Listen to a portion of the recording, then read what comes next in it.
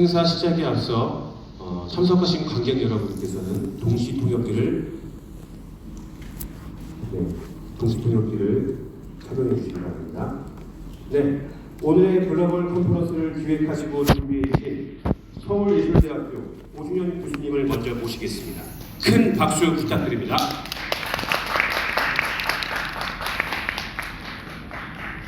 안녕하십니까. 2019년 아트&디지털테크 창작 지원 사업 성과 공모에 플랫폼 앳 디지털 레볼루션 참여를 환영합니다.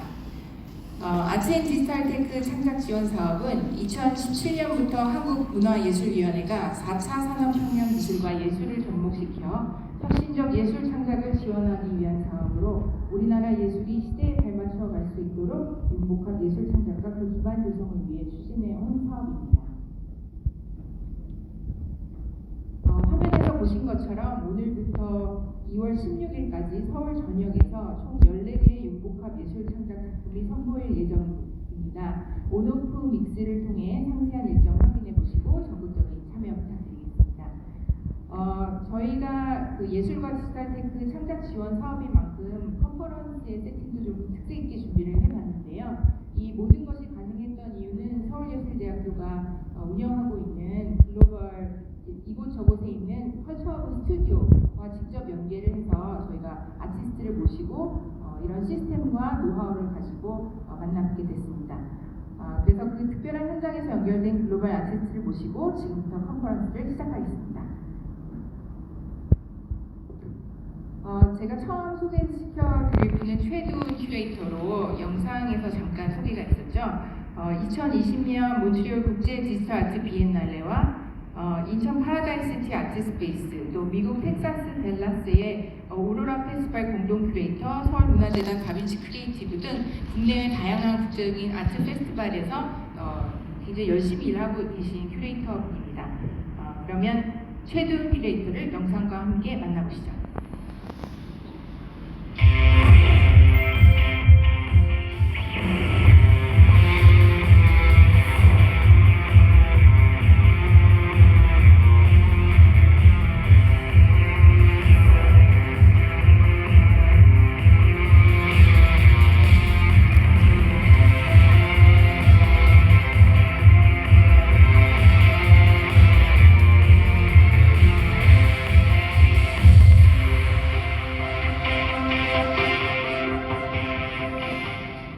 안녕하세요. 네, 안녕하세요. 최두훈 큐레이터입니다. 뉴욕에서 인사드립니다. 네, 반갑습니다. 큐레이터님 거기 현지 시간이 어떻게 되죠? 네, 지금 밤 11시입니다. 네, 그 뉴욕은 저희와 다르게 전날 밤 11시고요. 이쪽은 굉장히 서울이 날씨가 추운데 뉴욕은 어떤가요? 오늘 날씨는 비교적 따뜻한 편인데 비가 좀 내리고 있습니다. 네, 오늘 저희는 굉장히 춥고 또 이렇게 어려운 상황에서도 열기가 굉장합니다. 그래서 많은 분들이 참여해 주셨는데 저희 오디언스 다 보이시죠? 네, 잘 보입니다. 네, 그럼 앞으로 진행될 그 컨퍼런스에 대해서 잘 부탁드리겠습니다. 네, 감사합니다. 그럼 컨퍼런스 바로 시작하도록 하겠습니다. 먼저 뉴욕의 NYU ITP 교수이자 미디어 아티스트이신 다니엘 로진을 소개하도록 하겠습니다. 먼저 영상으로 만나보시죠.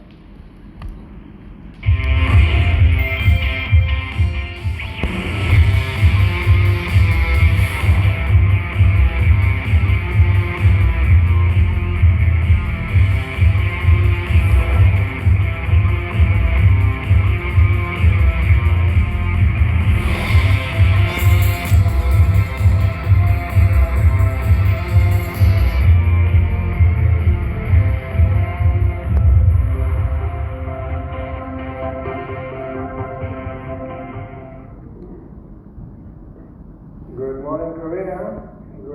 Good afternoon, I guess, Los Angeles. Here in New York, it's quite late in the evening. I'm very happy to be with you. My name is Daniel Rosa. You can see my information in the screen in front of you, where you'll see actually also an email if you want to contact me later with questions. I'll be very happy with that. Also, a lot of the stuff I want to show you, this is in the website that you.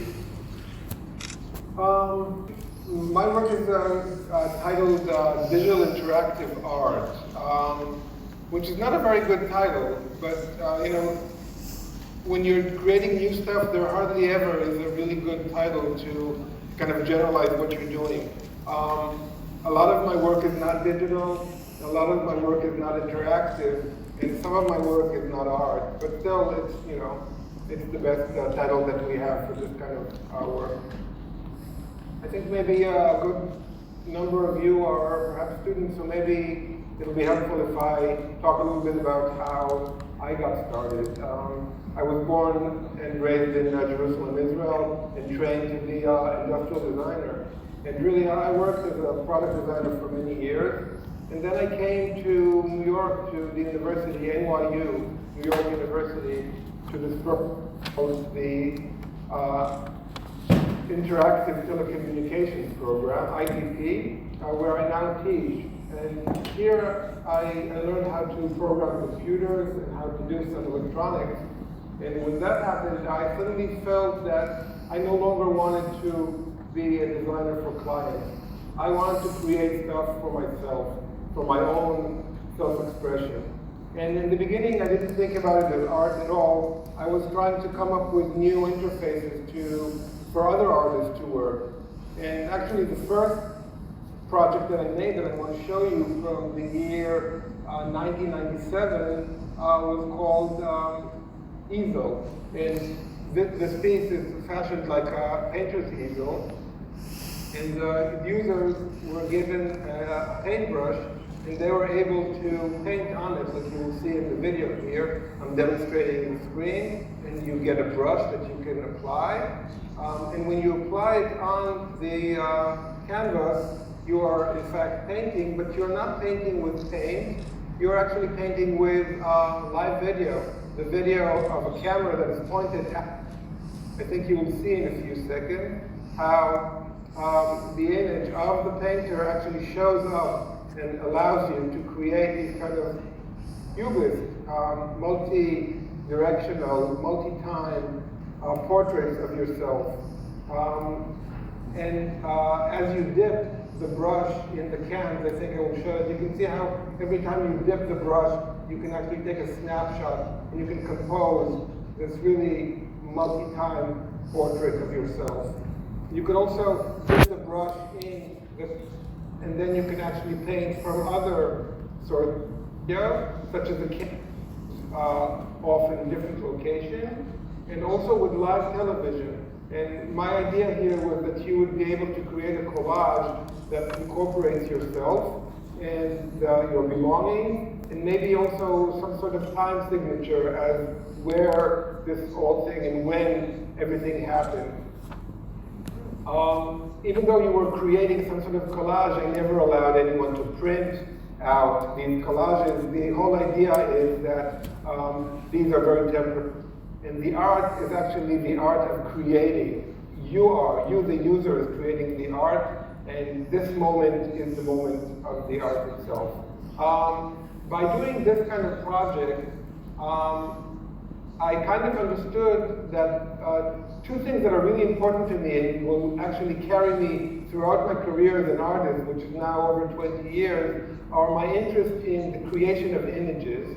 What does it take to create an image? What does it take for a human eye to see an image?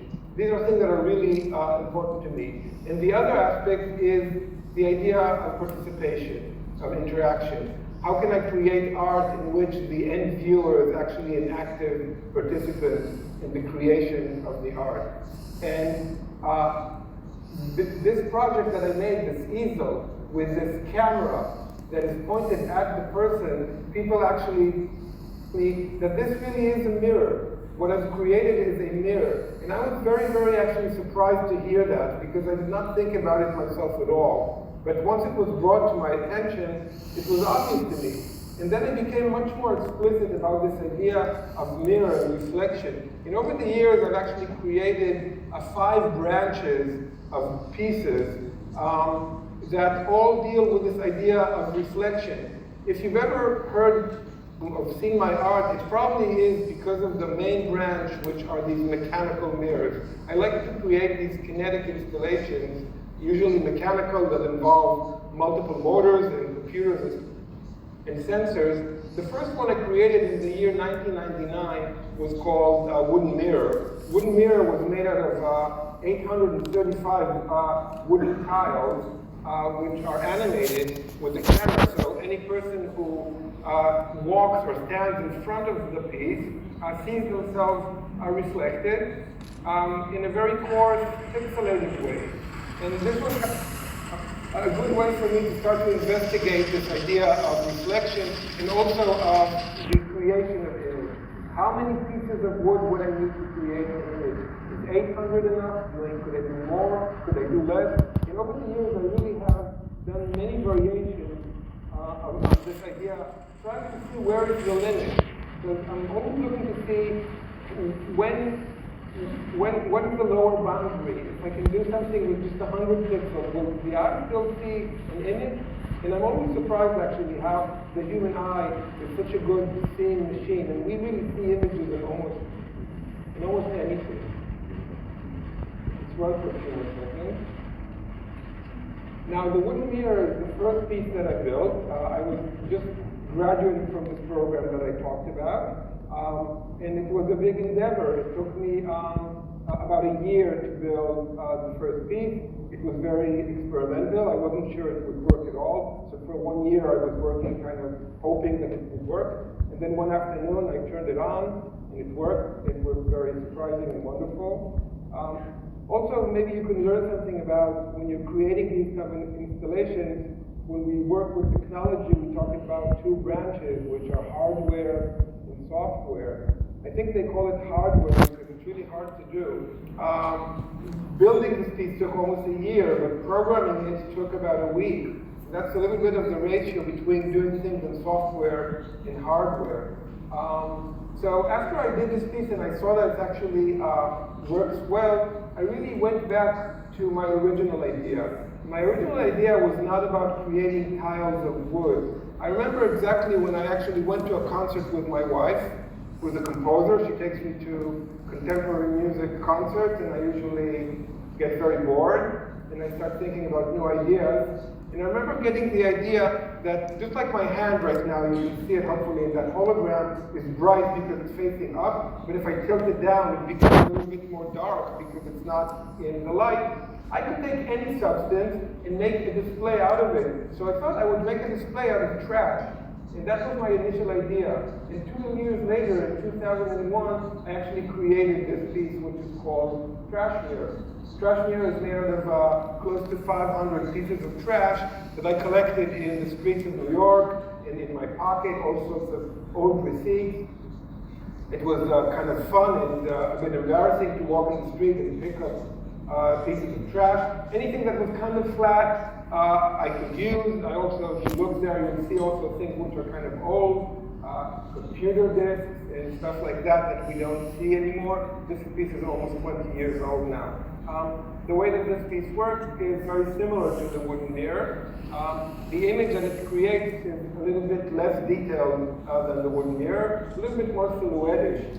But I think the idea behind this piece is not so much about the creation of the image, but perhaps about the idea that we are perhaps reflected by the stuff that we discard as much as we are reflected by the things that we cherish and we keep. So this piece is actually very dear to me. Also, it's very personal because all of these 500 pieces of trash are mine. Over the years, I've created quite a few of these mechanical installations. Again, if you look at the website, my website or the website of my gallery, you can see many videos of these, but I think I should probably not show you too many of them. One that's kind of interesting maybe is this piece here. Weave Mirror. I teach a class at the university which is called The World Pixel by Pixel. And in that class, which is a programming class, I teach the students how to program for graphics and for video and for live video. And because it's something that's interesting for me, we all together, me and my students, we look back and try to think, when is the first time that people needed pixels at all? when you look at the first maybe cave drawings of the ancient prehistoric people, they didn't need pixels. They just took a piece of charcoal and they smeared it on the walls of the cave, and there was no need for them to chop up the image into small portions, because they weren't producing it by any kind of machine. So we really don't see pixelization at that time. When we look a little bit further in history, we start seeing the stone mosaic. Now the stone mosaic actually looks very much like a pixelated image. If you look at all these little pixels here in the corner, they're square, then on a grid of X by Y. They seem very much like a pixel that we would see in Photoshop or any other image on the computer nowadays. But if you look very closely, for example, on this little duck here, you can see that the eye of the duck is round, and the pixels going around the stones are actually rotating. So even these very ancient artists working in stone, they could not live with these jaggies that we have today in our images. So this is really not really a pixelated image. The first time I think that we really see pixels are in the weave, the fabric. The woven fabric, which is probably as old as the stone mosaic. It's hard to tell because these fabrics didn't persist in history because of the material that they are made of. But if you think about it, a weave really has a x-axis and a y-axis and these pixels. It's a very strict pixel. You can't really have any color that you want, every place that you want, but it's very much pixel. So I was very inspired with that and decided in the year 2010 to create, maybe 2007 actually, to create this piece, Weave Mirror. Yes, 2007. The piece, Weave Mirror, is made out of 765 pieces of Egyptian papyrus that I printed from dark to bright, and then you'll see in the video, wrapped it around plastic armature, so it looks like a woven surface, even though it's not.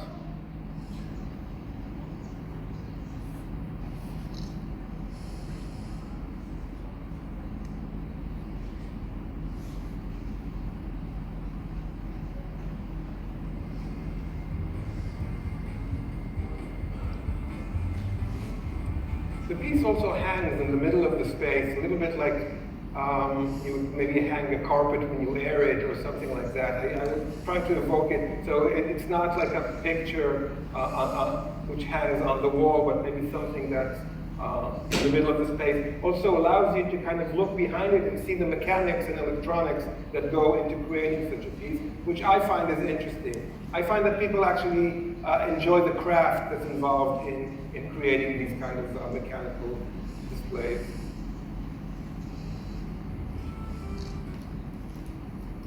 Let's see, let's move on. Again, a few more. Let's talk about a few kind of iconic ones. When we were talking about the pixels before, you really think about a grid of X by Y, which we call the Cartesian coordinate system, which is not very intuitive. If you were going to tell a friend to meet you in a certain address, you wouldn't say, go to coordinate X by Y. You'd probably say something like, go 2 streets until you see the coffee shop and then turn left, and then walk for a moment and then turn right. This is the polar coordinate system, which talks about angles and vectors. And in the year 2013, I created an exhibition which was called Angles, which was celebrating actually this idea of the angular coordinate system. And the centerpiece of that exhibition was this piece, which is called Angles Mirror. Angles Mirror is made out of over 500 little yellow indicators that all they can do is actually tilt left and right to a certain degree, which is a very poor way to create images. But like I said, I think our eyes are amazing viewing machines, and they can see an image even with such strict circumstances. The piece is also a triangle itself, and it has a few modes. The first mode is kind of a slideshow, so when you approach the piece first, you see it kind of creating. I was trying to create as many interesting geometric patterns that I could with this kind of material.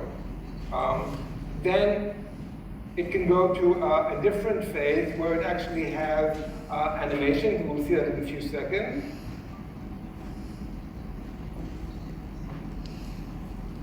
A few more seconds. Here it goes. So then, kind of celebrating the dynamic animative characteristic of this. You can see the little yellow indicators. But then when a person comes and actually stands in front of the piece, it assumes the normal behavior of all of my pieces, which is it reflects you. And let's see how it reflects you. Since these things can only deflect left and right a little bit, but kind of a fast forward, you can see that the piece really divides the world into two sets, you and not you. Whatever is you are these vertical little lines, and what is not you are these horizontal ones behind you, and apparently that is enough for the human eye to actually see an image. So again, I'm always surprised about how little you need to feed the human eye in order to create an image. And that is especially true for things that are in motion, and even more so for things that are interactive. That's why I really enjoy working with the idea of a mirror, which is so tightly coupled to what you do and what you see. Let me show you a few more pieces. One of them, which is fun, is this piece, which is called Pom Pom Mirror from 2015. And that year I was trying to do more organic things. This piece is made out of close to 1,000 fur pom-poms, and they are black and white. You'll see in a second, there's kind of a battle between the black ones and the white ones. Whoever pushes forward gets to be seen. And I'm using that again as a material to create images. The piece is generative, so if no one's in front of it, it does its own thing. But you'll see in a second that when someone stands in front of the piece, again, it is a mirror. So you are always reflected in front of all of my pieces. That behavior is constant. The material, the pace of it, and many other things around it can change, but this behavior is very constant.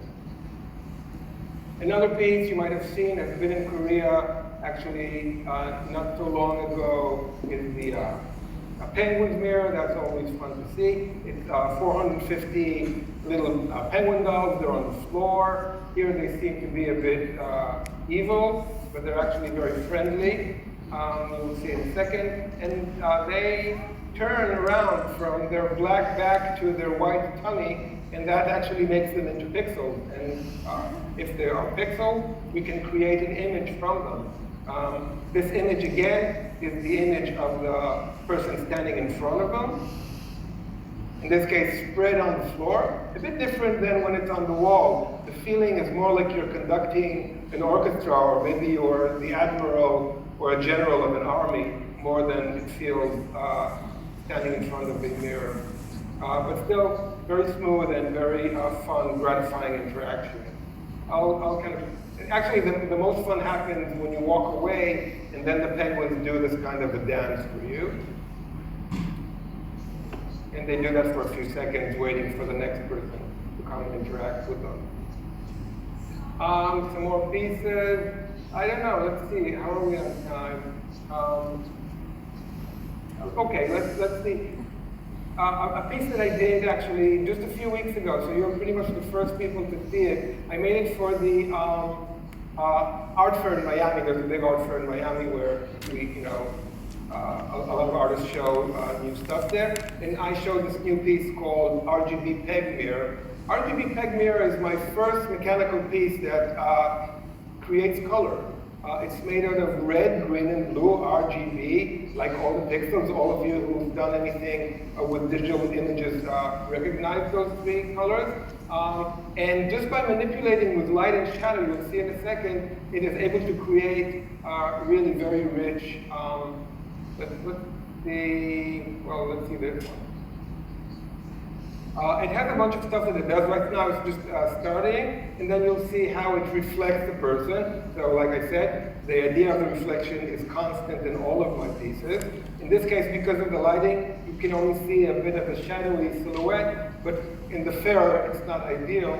But usually you can actually see facial features. But then when you walk away, hopefully in a few more seconds, you'll start seeing how it actually has a whole generative thing happening. Right now it's doing some sort of random pattern, and in a second you'll see how it does the beautiful transitions and different generative graphics that I've programmed it to do. So again, I really think that this might be a new chapter in my art to try to create color. Of course, it's pretty difficult to create stuff in full color because you need 3 times as many motors. So this piece has 1,600 motors in it, which of course takes a lot of work and time to create. Not all my pieces, of course, are mechanical. Another branch that I really like to work with are just software pieces. So let me just show you very fast 1 or 2 of those. And those actually are just shown on the screen, so you don't need to build anything, you just need to write software. It's a really good way actually to start doing this kind of art. Again, if any of you are students or people who are artists and thinking to go into technology, or if you're a technologist and you're thinking to go into art, maybe doing things in software is a good way to start.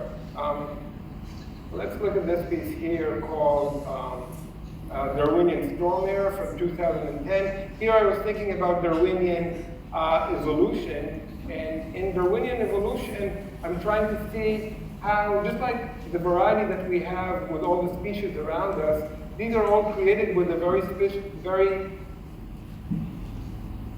simple algorithm. The idea of mutation, which is random, and then natural selection. What I'm doing here is doing exactly the same. These lines that are creating the image of the person in front of the camera that we are seeing are just thrown onto the screen, virtually, of course, randomly. And then they are selected to stay or to die according to their success in creating our image. And what we get is this kind of an image that seems to be made out of straw, or maybe looks a little bit like some sort of a drawing with a pencil. And I did a whole series of these. Another one that I did, which was kind of interesting, exactly the same algorithm, only in this case, I decided not to use lines, but I'm actually using brush strokes.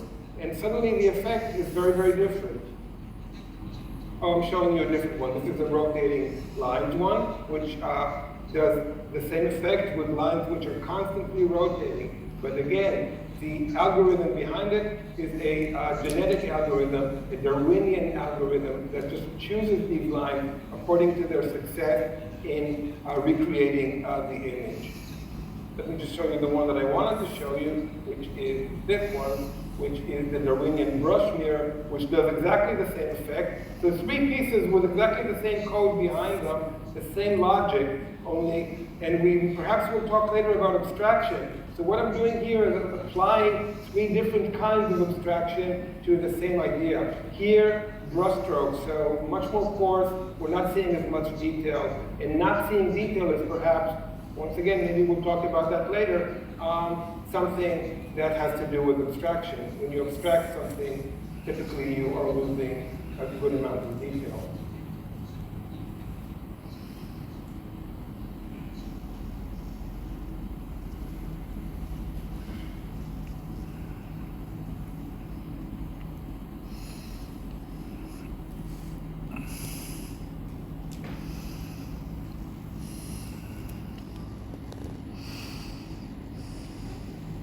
One last piece, which belongs to a 4th branch of, just to remind you, we saw mechanical pieces, we saw software mirrors, we saw the video painting earlier with the easel, and now I want to show you the last one that shows well on the computer, which are the sculptures that I created are made out of the material of mirror. So the glass mirror really is an amazing invention. Which is kind of new. If you think about it, people in the 70s and 18th century didn't know what they looked like because they never had really perfect mirrors. They could kind of look into a pond of water and see the reflection, or they could look into a polished metal, but it was never really perfect. But now in the 21st and the 20th century, we see ourselves all the time. And people are taking selfies of themselves. We're really obsessed with seeing ourselves over and over again. But the material of this glass mirror is one that I found really miraculous, and I've created quite a few pieces that are based on them. The one that I want to show you is this piece, which is called Broken Red Mirror. It's not red, but the person that you will see in it is a person called Red Burns, who was very dear to me, and I based this piece on her. The piece is made out of glass, which I broke to 34 broken pieces, like shards, and then I put it back together, but not flat, but everything is sort of at an angle, so when you stand in front of it, you can't really see yourself reflecting, okay? This is one part of the installation. The other part of the installation is just opposite it. This is a very site-specific installation, and there is a broken image, okay? So we have a broken mirror, and in front of it is a broken image. But what happens, you can see, when this person stands exactly on this point here, what happens is that the broken mirror can collect the broken image and kind of unbreak it, or put it, assemble it back together. Let me show you a really old video. It happens very fast, so pay attention. Here goes. You come, it's in a museum, you walk towards it, it kind of doesn't make sense, doesn't make sense, doesn't make sense, and then when you go to the spot where you're supposed to be, suddenly it does make sense. So this is really, let's see it again, this idea of a special point of view. You know, if you look back in history, we have this idea of anamorphism, this idea of something that only works on a very particular point, which is a very basic thing of interactivity. So when we think about interactivity, it doesn't necessarily have to be with computers and fancy stuff. You can create interactive things also by means of painting and by means of sculpture and many other ways. I think this is enough for today. Like I said, if you want to see more, in these websites you can see all of my work, including the ones that I showed you today, and you can contact me to ask me more questions. Hopefully I will be able to also answer questions in a few minutes when we have the panel. But anyway, it was great talking to you today. So thank you very much. 네, 감사합니다. 20년 넘는 시간 동안 만들어온 작업들을 불과 40분 안에 다 소화한다는 것은 쉬운 일이 아닌데요. 마지막에 여러분들이 질문하실 수 있는 시간도 있으니까 잠시만 기다려주시기 바랍니다. 그럼 다음으로 한국의 팀 보이드 작가분들을 모시도록 하겠습니다. 팀 보이드는 미디어 아티스트 그룹으로 송준보, 배재혁, 석구영 3명으로 구성된 그룹입니다. 그럼 먼저 영상으로 만나보시죠.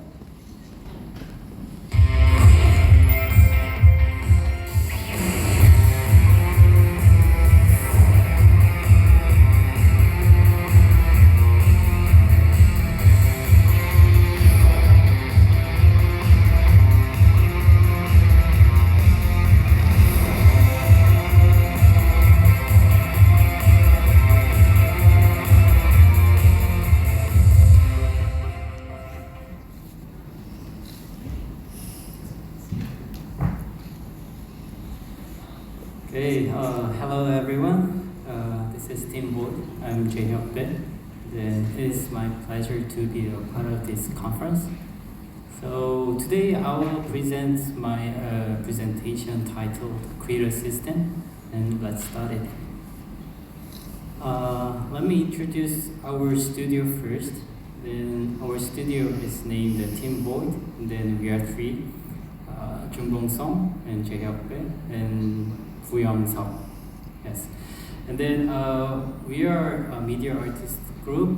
We are focusing on make our own system, make a convergence between art and technology. The reason we choose the technology and art is Jungbong and I, the founder of the studio. We had a engineering background before studying media arts, so we naturally have some kind of engineering factor in our deep inside. So we are super feel comfortable thinking about technology with art. Now we are working for our own piece for an exhibition, but also we work for a commercial project with other different brands. So we can survive almost 6 years after 2014 in Seoul, and in ourselves, we are super proud of ourselves about surviving 6 years. Our main keyword for our work is system, and the reason we choose a system is when we start our studio in 2014, we talk about our DNA and our kind of identity for a studio, in video art studio. And suddenly the words came out from our thinking while talking, and it brought lots of questions to us. And among that question, the most interesting question was, how can we understand it? How can we understand the modern system in our life? Because every time we use a system, right, and everyone is a part of the system, like in company or in your studio. And even though we ourselves, we become a system itself, like you working very regularly in your life cycle, like Monday to Friday and Saturday, Sunday, you might working on it, right? So this kind of the cycle shows us like everything becomes a system right now, but how can we understand it? Yeah, because some of the system can visible, like automobile or machines or nature. Those kind of a system you can touch or you can see, so you can use to understand it. But how about modern systems, for example, data system? It's so abstract and you cannot see the system itself. So our question was, is it exist in physical world? Is it, how can we understand it without viewing the system itself? But when you think more deep inside of the system, for example, Google Photo. I think everyone right now uses Google Photo in your mobile system, right? So if I take a photo, my phone will update the photo to Google Drive automatically, right? But where is the place for my data, the physical place? So when you search from Google, you can find the Google data center. Google data center is located in all over the world. The largest one is in South California. And if you see the image or video of the Google data center, they have lots of buildings in their place. And then in each building, there are tons of servers. Yeah, right now, the research papers that Google uses almost a million servers in the world right now. And each server, there are stack of the drivers, the physical, the disk driver. So I think maybe one of the disks, there might be my photo data in physically, they exist in physical piece, I think. So if the disk is broken, the manager have to change it for a new piece and they destroy the old one. So the data is very abstract, but still it exists in the physical space. And to maintain the data, we needed some physical activity like cooling and cleaning and managing like that. So after those kind of thinking, we made some sentence like create a system physically. It might be our goal as a video art studio. But as you know, the system is too broad idea to cover by one studio, so we made 3 different categories we are interested. So one is the module, and the other one is process, and the last one is tool. So first topic is module. The reason we choose this topic is how the module is very basic step to understand the system, because the system become larger and complex over and over again. But how they maintain their stability while growing? the reason is the key concept is the module. So with that concept, we start the work named Lightwave 2014. It's our first work as a studio, and there are about 200 unit module, just making very simple rotating while dimming LED. But because of the relationship between the modules, they can make some complex pattern. It is quite similar with the nature pattern you can find from the water or ripple. The water can make their pattern by relationship between the molecular, and it's super simple way to make this kind of a pattern. So if you look at those kind of pattern at first time, it feels like, oh, it's so complex and it's really hard to understand. But if you see more inside of the unit module, you can find the real principle rule is super simple to make a pattern. Then after that work, we decided to make another piece using this kind of a unit module and nature pattern. In this time, we decided to make a linear motion instead of a rotating, and make a moon surface pattern, instead of a rippling the waves. But yeah, it works right. But after finishing that piece, we felt that the piece is a little bit out of our track. So we decided to go back to origin idea, like Lightwave. So make a wave series in 2017. Yeah.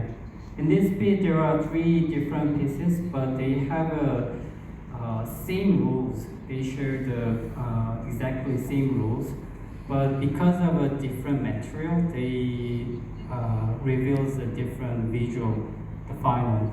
So one is the string, and one is the point, and one is the just bar reflecting the light. So you can find this kind of a phenomenon in our real life as well, like for example, the traffic system and operating system in computer. It's totally different, right? But if you see the very principal rules in both systems, they have a very common rules, such as the scheduling. Like traffic can be scheduled one by one, but operating system also schedules tasks one by one. So yeah, they have common rules. Next work is wave frames. It's our very last work in last year, 2019. And then the work is also having a module and relationship between the units. But this time we think about the time the system can have, because sometimes some system have suffer some chaos and chaotic over and over, and after that process they become more strong and complex. For example, the economic system have always the fluctuation in our life, but after that fluctuation, the economic system is more stable and going to the right way, I think. So yeah, the work is about that. We adapt that idea to our works. Yeah, and this is our almost first work to make the space, not a plane.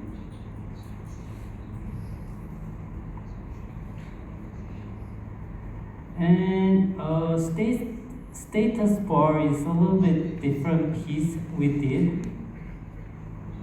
The visual is quite similar with the previous our work, like make a pattern, but this is the open system instead of a closed system. The previous work working by themselves sequentially, but this work is triggered by our interaction, our feeling. So in our studio there is some switches, and each switch refers our feeling, like happiness, sadness, exhausting, exciting. So every morning we choose our feeling, our studio's feeling, and then the work is triggered by that feeling and change the pattern. to the viewers, so people can see our feeling from the work. It's quite similar with the SNS system we used in everyday, like Facebook or Instagram. Yeah. We reveals our feeling not in person. We use the platform or system right now, right? So this is about this kind of phenomenon. So second topic is process. This is the start from the question like that. Is our life is much better than before while using the system?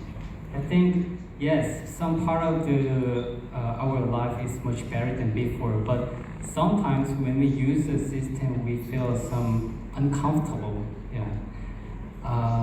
For example, when I used my mobile banking in my first time in my life, I spent like almost 1 hour to set up my phone, right?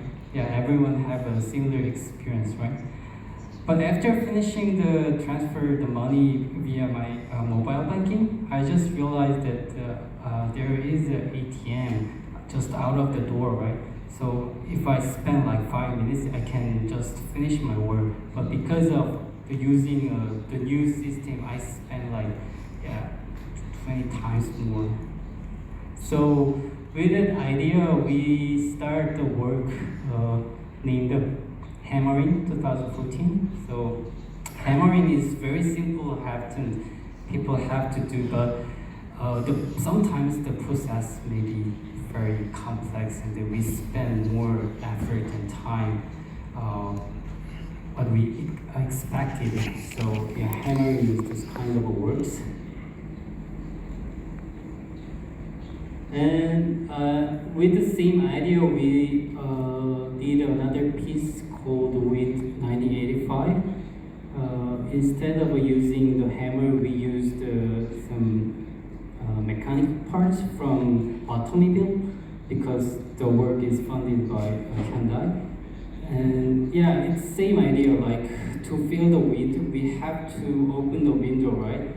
But instead of feel the window from the outside, we feel the wind in front of the fan, the rotating by our sequence, like that.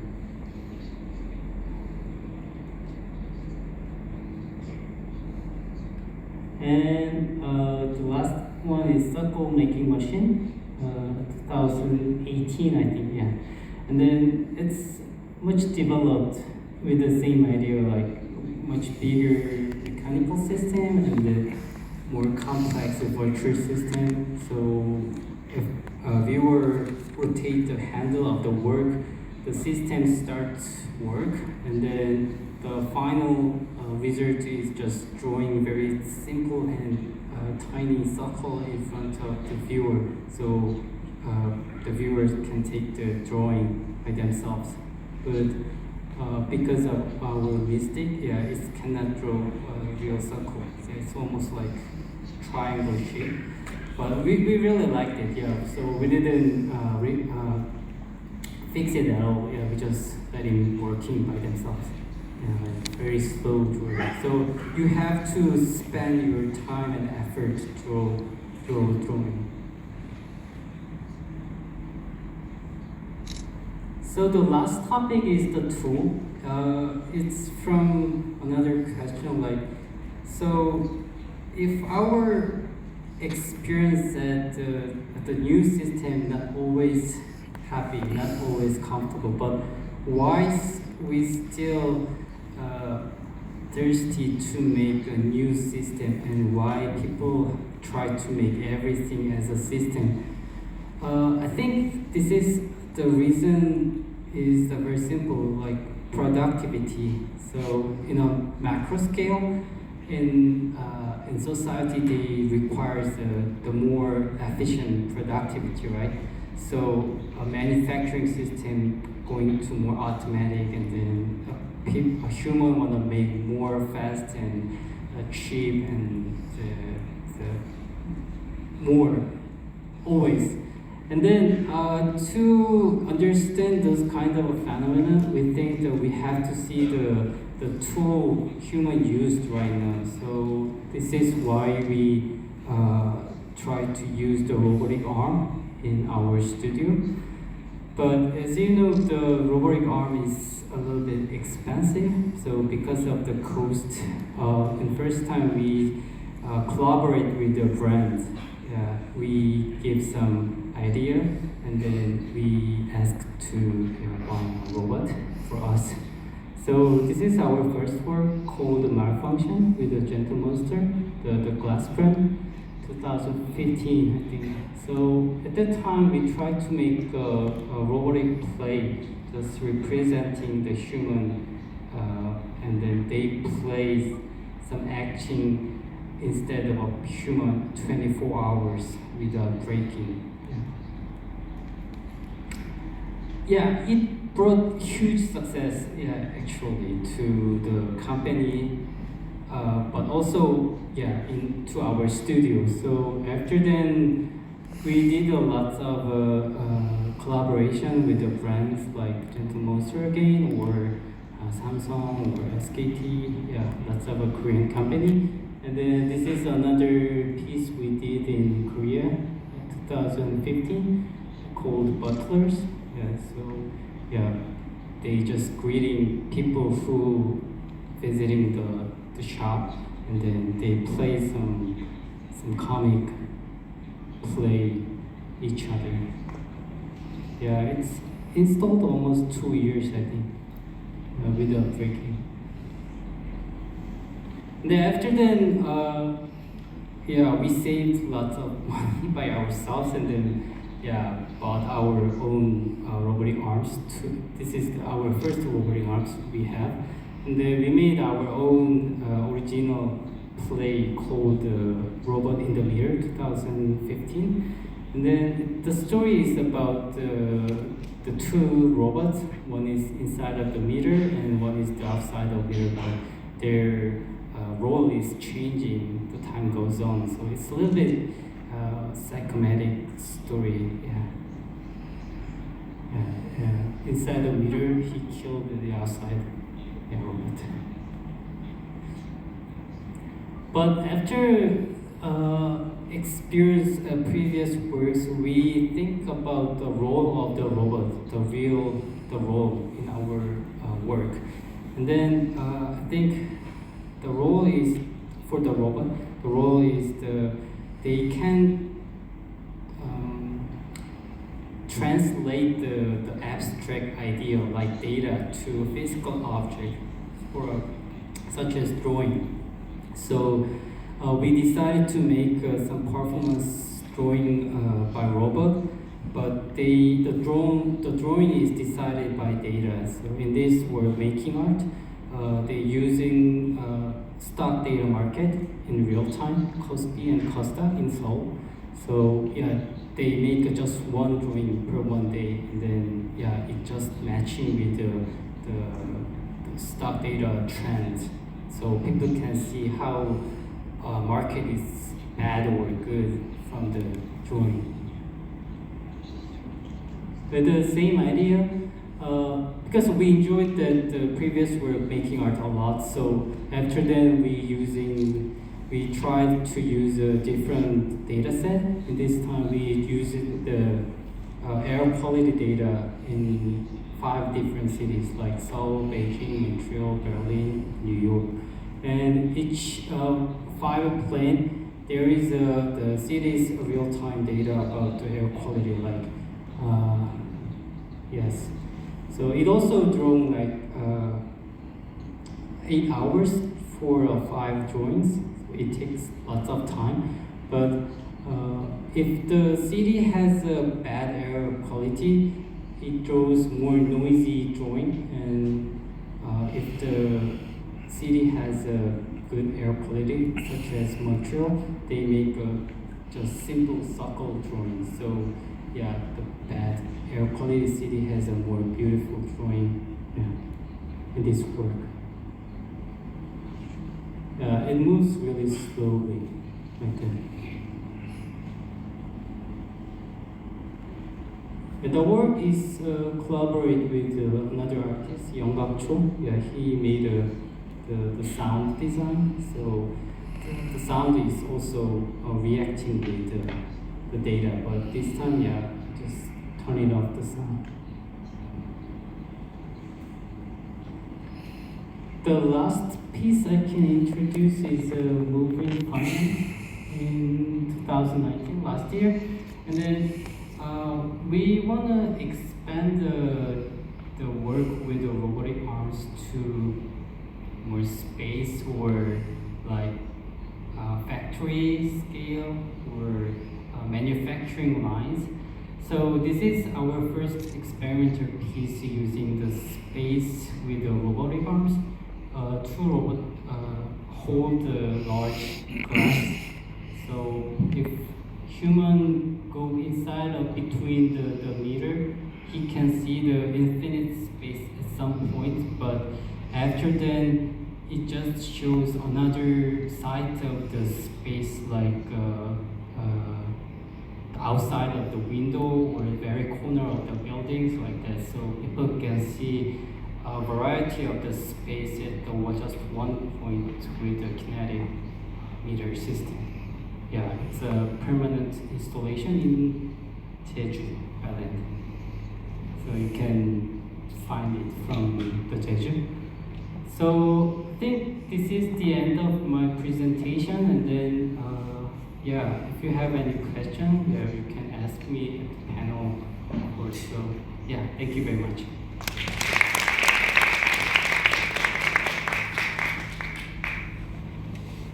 네, 감사합니다. 이제 LA로 가볼 시간인데요. LA에서 래픽 아나돌 미디어 아티스트가 기다리고 있습니다. 먼저 영상으로 만나보시죠.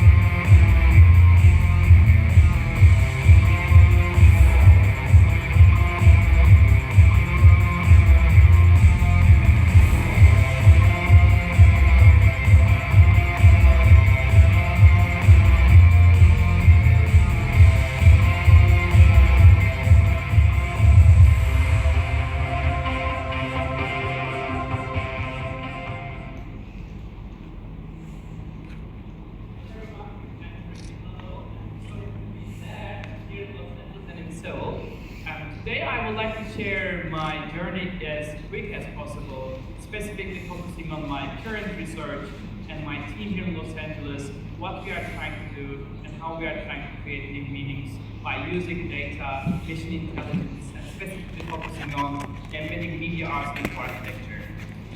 In my I'm from Istanbul, Turkey, a country that maybe have a lot of similarities and connections. And when I born in Istanbul, and when I go to Istanbul, the first thing I was exploring was the city is basically between west and east, and connecting black and white, left and right, and many contrasts. And I was so lucky that my mother brought a 1 VHS cassette at home, and I was 8 years old when I watched the movie Blade Runner.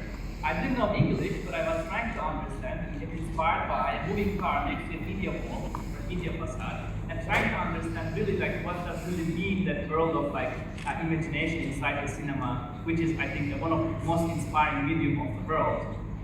And at the same year, I was very lucky to get my first computer, very cliche start, and I was able to work and literally play games with this machine, and basically typing a one line of code and one type of word, and then start playing games and basically understanding the space in the mind of the machine. And my first practice was using photography and trying to understand how to use time and space in my experience. And how actually for me was inspiring was trying to really find a way to freeze the time and space at the same time, and trying to create a new meaning by looking at the same location and trying to feel and see different things. I was super inspired by one of the most important events in Berlin. It was a media facade exhibition. And the people were discussing how to embed media art into architecture and try to create a new meaning by using data as a substance. And this was one of my inspiring quotes that I found, and also met with Dem Manawi, one of my heroes. And he was saying, if artists and the architects can think or work together. There's an opportunity to like discover the invisible world of like data flows and try to get a meaning for them.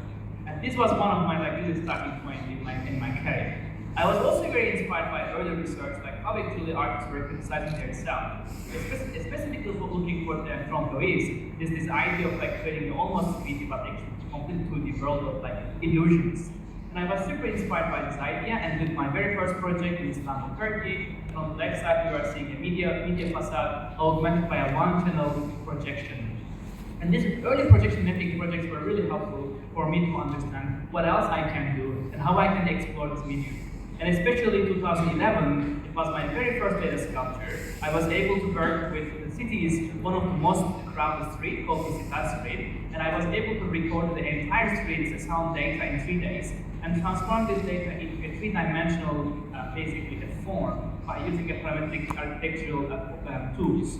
Art&Digital Tech was one of the wonderful architect friends allowed me and his team to think like how we can transform data into a three-dimensional form. And later on, this 3D form, heavily inspired by the way, Ken Perlin, one of the hero who also invented Perlin noise, this 46 line of code, by the way, and get like an Academy Award. This 46 line of code was one of my really early inspirations.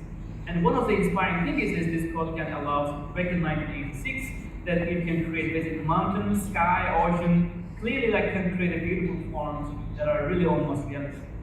And from there, I started my journey framing the data in a 3D form. And this, by the way, is an idea 2011 cannot be done because putting a frame around the building is really expensive. So at the end, we were able to create a piece on the basically the entire building and transform by using projection. My true inspiration, I think, truly, and very honestly, coming from science fiction. I'm a heavy sci-fi lover, and like William Gibson, one of my heroes, maybe you know that there are Manson and many others, it's all wonderful. He's really like speculating something very honest to me, like something that I read is his ideas.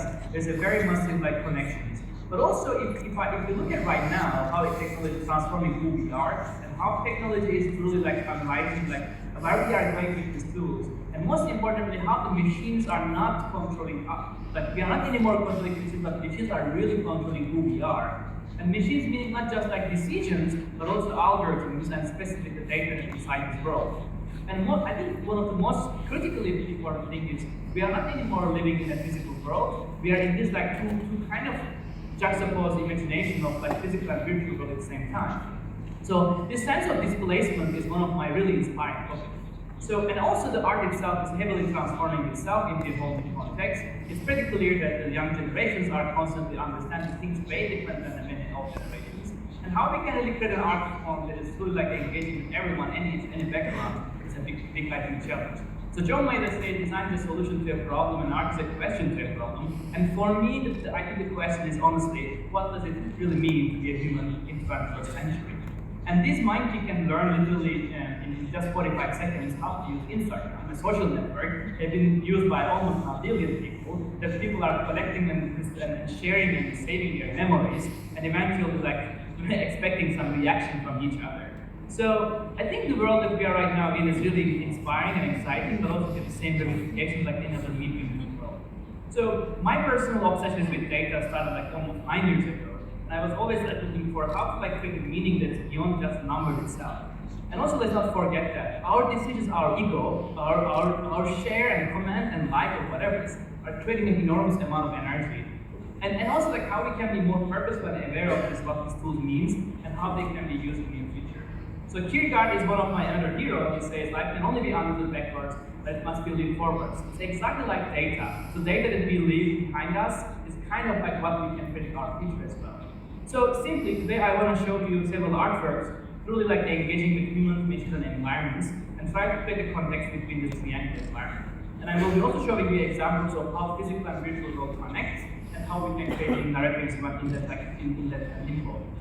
So coming from Blade Runner right now, Los Angeles, 2019 November, where the movie was depicted, it's pretty much like not there. Like this is like what the movie was depicting: a flying car and like this in Los Angeles. But that's how we are right now. So there's no way that it's going to cross the reality.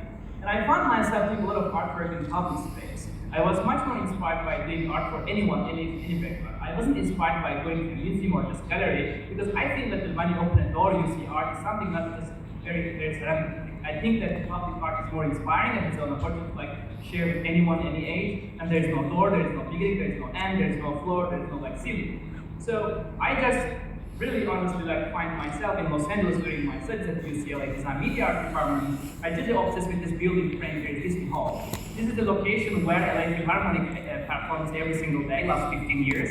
And my obsession was what would happen if this building can remember, with dream, it's kind of associated with what's going on inside itself. So very lucky in 2013, I was one of the early competitions inside Microsoft Research, and with my short, so I wasn't ever where am I, honestly, and I was at Bill Gates and many of the wonderful minds who have been there supporting people like me, and I was able to get an award from this event, and Frank Gehry and his team and LA Philharmonic shared 3D models of the building, and I was able to graduate with a small project prototype that was kind of augmenting the building itself. And later on, I was able to work with the real building itself, and LA Philharmonic invited me to work inside Disney Hall, and I was able to transform Disney Hall as a canvas by using 110 musicians and also the body motion of the conductor. So this very early idea of how a media art can go to marry the architecture was my very early obsessions of truly understand what will happen if the space itself can hear and also react to this idea of invisible data, which is in this case sound. And so this idea just really grow over the time. So 5 years ago, or almost 6 years ago, this idea was really very challenging because I was alone with my couple of friends and wonderful colleagues. It was a really challenge of how to make a couple of months this very intense project. And at the end, very good news, Frank Gehry was in the opening and green room, and he was extremely happy. And his support was really meaningful because he's a legend and a very important mind in my life. So he truly supported the idea. So when he supports an idea, I feel like a hero like Frank Gehry's support feels like you're really getting some elevation and motivation. So that's how we open our studio. Right now, we are creating projects all over the world, more than 60 projects in a given time, pretty much every continent except Antarctica. So, but what was really inspiring the last 5 years is how to really bring data to or into a team, so into life. But the most importantly, how to work as a team is very important. So I'm not alone. I'm on the shoulders of these giants. My team is extremely important, and we can speak 12 languages. So it's a very diverse team because we are trying to get work for anyone in any background.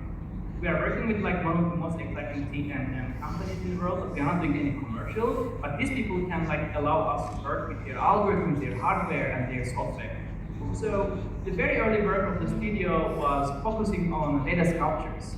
This project called Visual Fictions is one of the first examples in the world that truly gets data of the city and transforms it into a three-dimensional data sculpture in the lobby in San Francisco.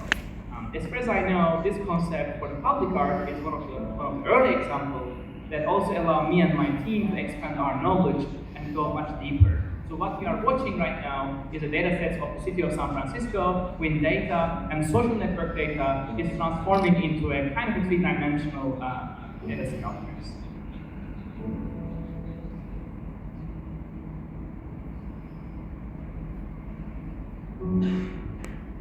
For example, what we are seeing is wind patterns collected from the SFO airport and transforming into a three-dimensional trunk trees.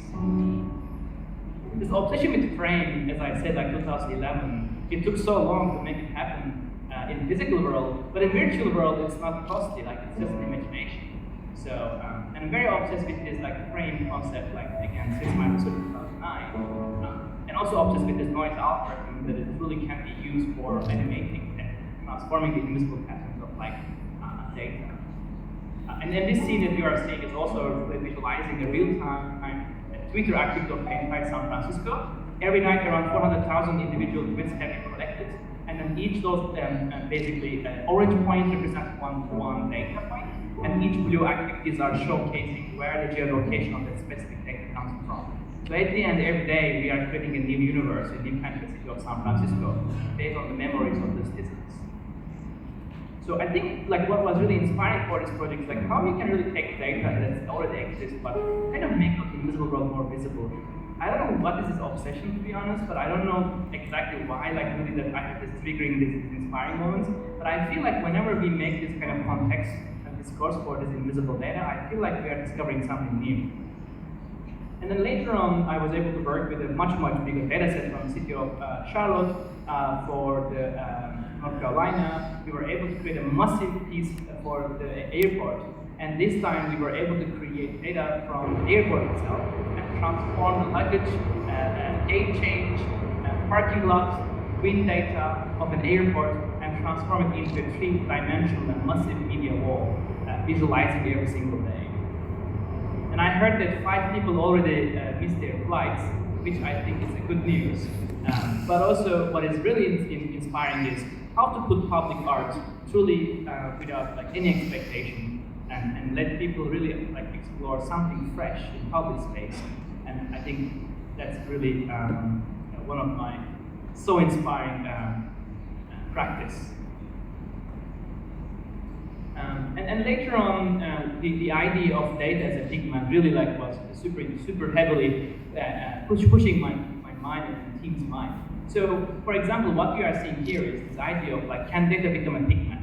Like, can we transform the data sets into like a pigment that can be used as and use the algorithm as a brush and dig that brush into the pigment and paint with that. So what you are seeing is this ideation of a pigment of a data in a 3-dimensional volume, and then the wind data, like speed, pressure, and temperature and direction, transforms into a 3-dimensional attractor, and this attractor can carve the data in 3D space. And at the end, what we understood that we can create data paintings and by using wind data. So you are seeing some explorations of a bit of Istanbul, Boston, Dubai, Seoul. Actually, the window of Seoul is already in Seoul. If you are interested, you can see that. So in Summit Tower. So basically, like this is a whole new like ideation and research that trying to understand what else we can get as naturally inspired data sets and transform them into poetic, mesmerizing moments in life. And also heavily inspired by nature, as I said, and I'm very inspired by the fluid dynamics. I don't know why and how, but probably because of Istanbul. The water itself is a huge, heavy inspiring on my mind. And for example, there's a project called Black Sea, and this project is basically visualizing the high frequency radar activity of the water surface and transforming it into like a synthetic water activity, like a sea, but only appears in the mind of a machine. So I'm really very fascinated that once the artwork itself has this quality of life, but still it's not the real life, but have this quality of like imagination. I feel like we have this exciting near future where machines can really transform our well-being or our consciousness and our perception. And I'm just trying to find those narratives inside those data sets. So what we are seeing is a fluid dynamics applied to like a high frequency radar activity and transform into a fluid domain. And then by using optical flow algorithm, this data transforms into this like ever-changing synthetic water or a sea.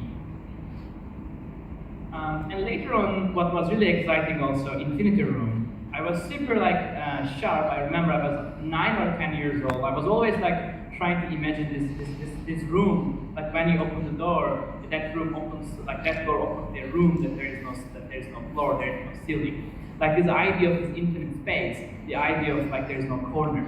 So this childish dream became reality. And this project is traveling all around the world, more than 41 cities, more than 2 million people enjoyed this idea. What is really exciting is, in this project, it's kept, like once the idea is abstract and has this quality of like imagination, I feel like the artwork can touch any age, any background, and basically like anyone. So, and that feeling is really exciting. I mean, 2 million people plus is really big in data to say that connecting people through art is extremely possible, and once the statement is maybe not direct and political or social or something like really obsessive, like obvious, I think it is most likely giving people a much more opportunity to have a capacity of imagination. So it's an experiment, and we will see more in a couple of years. And the last part of the presentation is about mission intelligence. So 4 years ago, I was very fortunate to work with one of the exciting groups called Artists and Mission Intelligence at Google. I was one of the first artists who have been able to like work with one of the most amazing minds at Google and allow me and my team to learn how to use mission intelligence AI in our work. So Blaise Agüero-Arcas is one of the founders of this program, and his mind is pretty much, I think, typically finding a very honest point. Is as he predicts, machine intelligence will be an innovation that will profoundly affect art. It's very clear that, and my obsession, I think, from childhood, like how we as a human take information and transform it into knowledge, but that knowledge becomes wisdom when it's like perceived. But the problem is like how we can apply this idea, right? So for example, let's remember this project, right? Google project. So this project was extremely well received, but what happened if this like becomes a new tool, it can be the new VR and new AR. But what happened in reality is something like that. So we knew that like some technology doesn't like go exactly in dream. And it's pretty like a big problem in many scales. Like humanity, like this is how it's dreamed by the inventors, but that's how humanity perceives and literally use it. So AI has the same problem, and it's like a fire when we found it that we make communities around it, and we can kill each other. So, and also what is really funny is I think the technology we are every day using is clearly like creating a whole new like dimension in privacy problem. So the data and AI and they all together are creating a whole new imagination that I am not sure if humanity is completely ready or it's just like serendipitous moment. So to a little bit start again. So this is Mike Kaika, one of the wonderful engineers from Google, who really transformed me and my team's knowledge about how to use AI. With his help, and I was very inspired by Library of Babel, a movie a story that truly changed my imagination. And we were able to create an archive that can dream. So it's a truly archive with 1.7 million documents and transformed into a kind of an immersive environment where we can create those data sculptures. So what you are seeing on the screen is a AI data sculpture. Every blue point represents an image from the archive.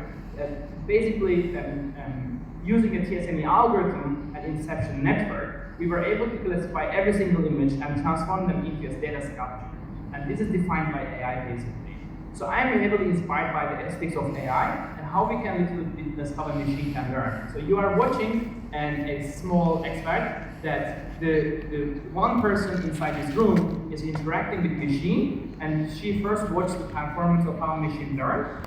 And then later she can able to fly in the mind of the machine and interact with like 1.7 million documents. And on the very right side, you are seeing a VR version. The big question, what will happen if there is no physicality in the near future? It's pretty clear that AR and VR can be a technology that the data can have a new form with the help of machine intelligence. So, and another like exciting project is with the AI's help, we were able to work with one of the most wonderful minds in neuroscience from UCSF at Yazuli. My obsession with these memories were like way like more than just data. I think it's a very humanly like reaction to this our life, and I think as humanity, our memories are everything, and our consciousness is based on our memories basically. And I was like looking for the pattern of remembering the data set. And thanks to this wonderful minds at UCSF, they trained me and my team to use an EEG device, which you can literally connect the moment of remembering. And once you remember that moment, we were able to create a custom software. Each time a memory remembered, transformed into a basic data sculpture. So what we are seeing is a project called Melting Memories, representing the human cognitive system while remembering, and transforming those signals into a 3-dimensional or a 2.5-dimensional frontcoids and data sculptures in a 6 meter by 5 meter media wall. So this kind of like ideations of like, I mean, people are always like, am I seeing a memory? Is it like a real data? I don't think it's the right question, because clearly the data that we are seeing is a bunch of numbers. And those numbers have zero context or correlation with what we remember. But I think your celebration is like how we can use those data points to transform them into kind of another like entity, another like a language, like I think an obsession here. So it's a journey. I have no idea where it will go, but I'm pretty sure that the more we have understanding machine learning algorithms in our own as human beings, we have a lot of opportunity to create more novel and poetic outputs. And then later on, like last 2 years, I'm very obsessed with if a machine can learn like in a dream, like in hallucinate. It's pretty clear that memories in dreams are one of our like two fundamental cognitive capacities that let us, I think, become as unique as possible than the other creatures. And I'm also like really inspired by how we can really create a pigment that we can really paint with machine consciousness. Because I think if we use memory as an input for a machine, clearly we can reconstruct a memory by the machine itself. And then we can even create a kind of an cinema that can maybe unfold the dreams into like a form of linear experience. So what we are watching right now is a series called Machine Hallucinations. Basically, I was very keen on like how we can take the collective memories and let them AI learn from them and later transform them into these like dreams. So to make this happen, of course, it wasn't like an easy process. So what you are seeing on the left side is literally I am flying in the mind of a machine and finding dream points and then taking a point in other location and connecting two different dreams to each other. So AI algorithms are really complex to understand, and once machine learns, it's a pretty arbitrary space, which is called latent space. And latent space is an n-dimensional environment, meaning as humans we have this x, y, z, maybe for some people sound as a dimension, but for machine it's n-dimensional, meaning it can be any number of dimensions. Specifically this one is 10x4-dimensional space. But my huge inspiration is how we can make this invisible world more visible through the lens of algorithms and narrate this powerful tool that will most likely transform humanity for next decade, or maybe more. So this project also evolved much fun and exciting. For example, we document entire Mars MRO machine, which is used to transform and record every single photo for the Mars surface, and it was more like 12 terabytes of raw data, and then transform this in dreams into like kind of organizations into these paintings. So like constantly I'm trying to understand how to use those artifacts that are only available in the mind of the machine, but trying to create those new kind of correlations. So one thing is very exciting is it's pretty fun to think that machine can become a collaborator, machine can become a kind of a team member in the studio. But for me, what is most, I think, exciting is if machine can store a memory and transform it into a dream or a hallucination, and if I have an algorithm that is in the form of like an outline and a brush, and I can literally dip this brush into the mind of the machine and paint with that consciousness. And that feeling is not anymore analogy. I think it's truly what an AI can help artists to really explore the unknown. And then, like recently, we were able to work with New York as an input, for example, 113 million images of New York. So what you see here is not real. They are all algorithms called StyleGAN from NVIDIA friends. We are very close working with NVIDIA for a while, and they are so generously supporting our journey by donating some machines, GPUs, and knowledge. And we are pushing this algorithm to like an edge. As far as I know, it's the largest edge ever collected for an artwork, and this allows us to like transform a boiler room into a three-dimensional environment. So when I think about this medium, I'm calling it latent cinema, because I think what we are doing here is not just an artwork that can be explored in infinite time. It's more like a linear experience of a story and narrative that's really unfolding those problems or finding those solutions with the machine.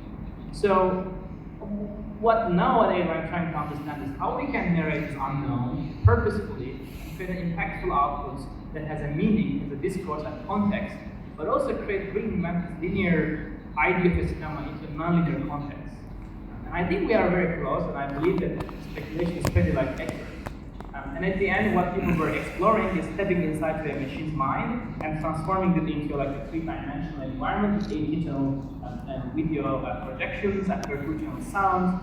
And I'm calling this synesthetic architecture, an architecture that can kind of have this emotional and sensational behavior. And I highly believe that the architecture in the near future will have the capacity of remembering, feeling, and sharing many of this with us.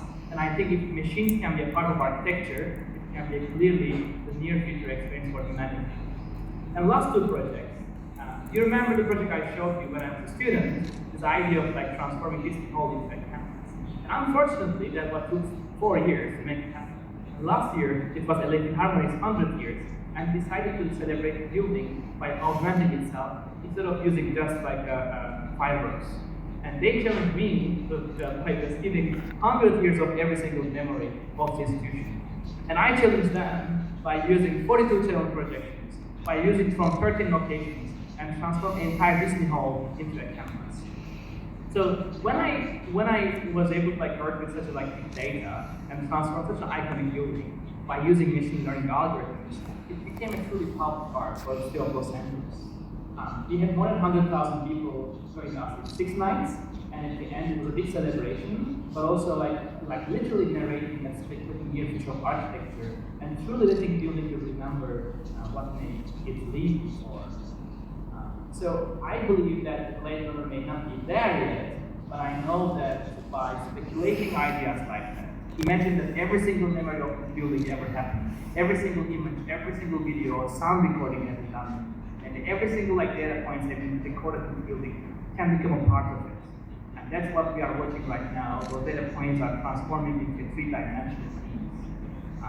And at the end, it's a very cliche maybe, but at the end we learned that the building was remembering a moment in time, which was Gustav Demel's first performance inside the building. So I really enjoy this idea of bringing cognitive ideas to built environments, and I think instead of making it just like a shiny pixels, to really give a context, I think the narrative is very important. So that as a team, we are really pushing this idea and trying to create those connections between the buildings, algorithms, and many others. And finally, I want to show a very exciting project from Seoul. So actually 2 months ago, I was in Seoul and I was very fortunate to work at DDT and Mayor Park. And this time we were able to create a similar idea, but in a whole different context. For this project, we were able to create an 8 million dataset of Seoul from social networks, from city archives, and many others. What we are watching is an GAN algorithm, which is basically transforming these datasets into these hallucinations.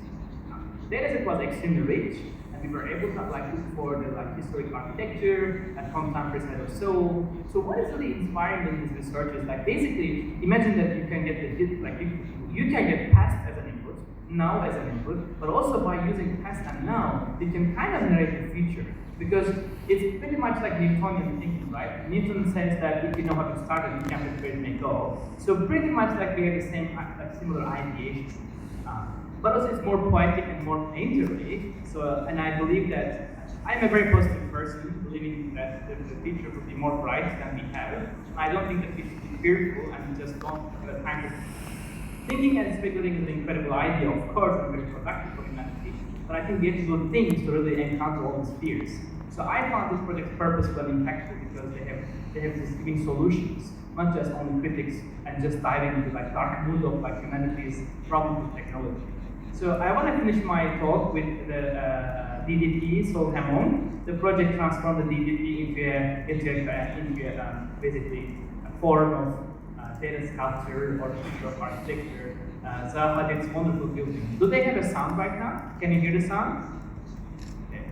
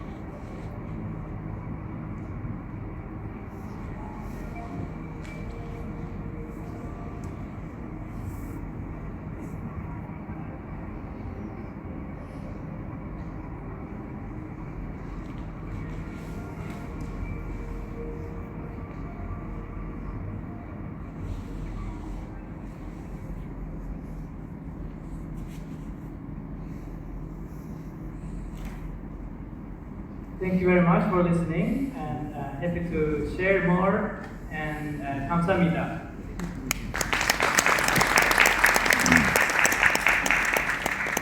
네, 감사합니다. 지금 늦은 시간임에도 불구하고 LA와 뉴욕에서도 작가분들께서 함께 해주고 계시는데요. 그럼 마지막으로 작가분 모두 무대에 모시고 패널 디스커션을 시작하도록 하겠습니다. Daniel, Lefik, can you come to the stage?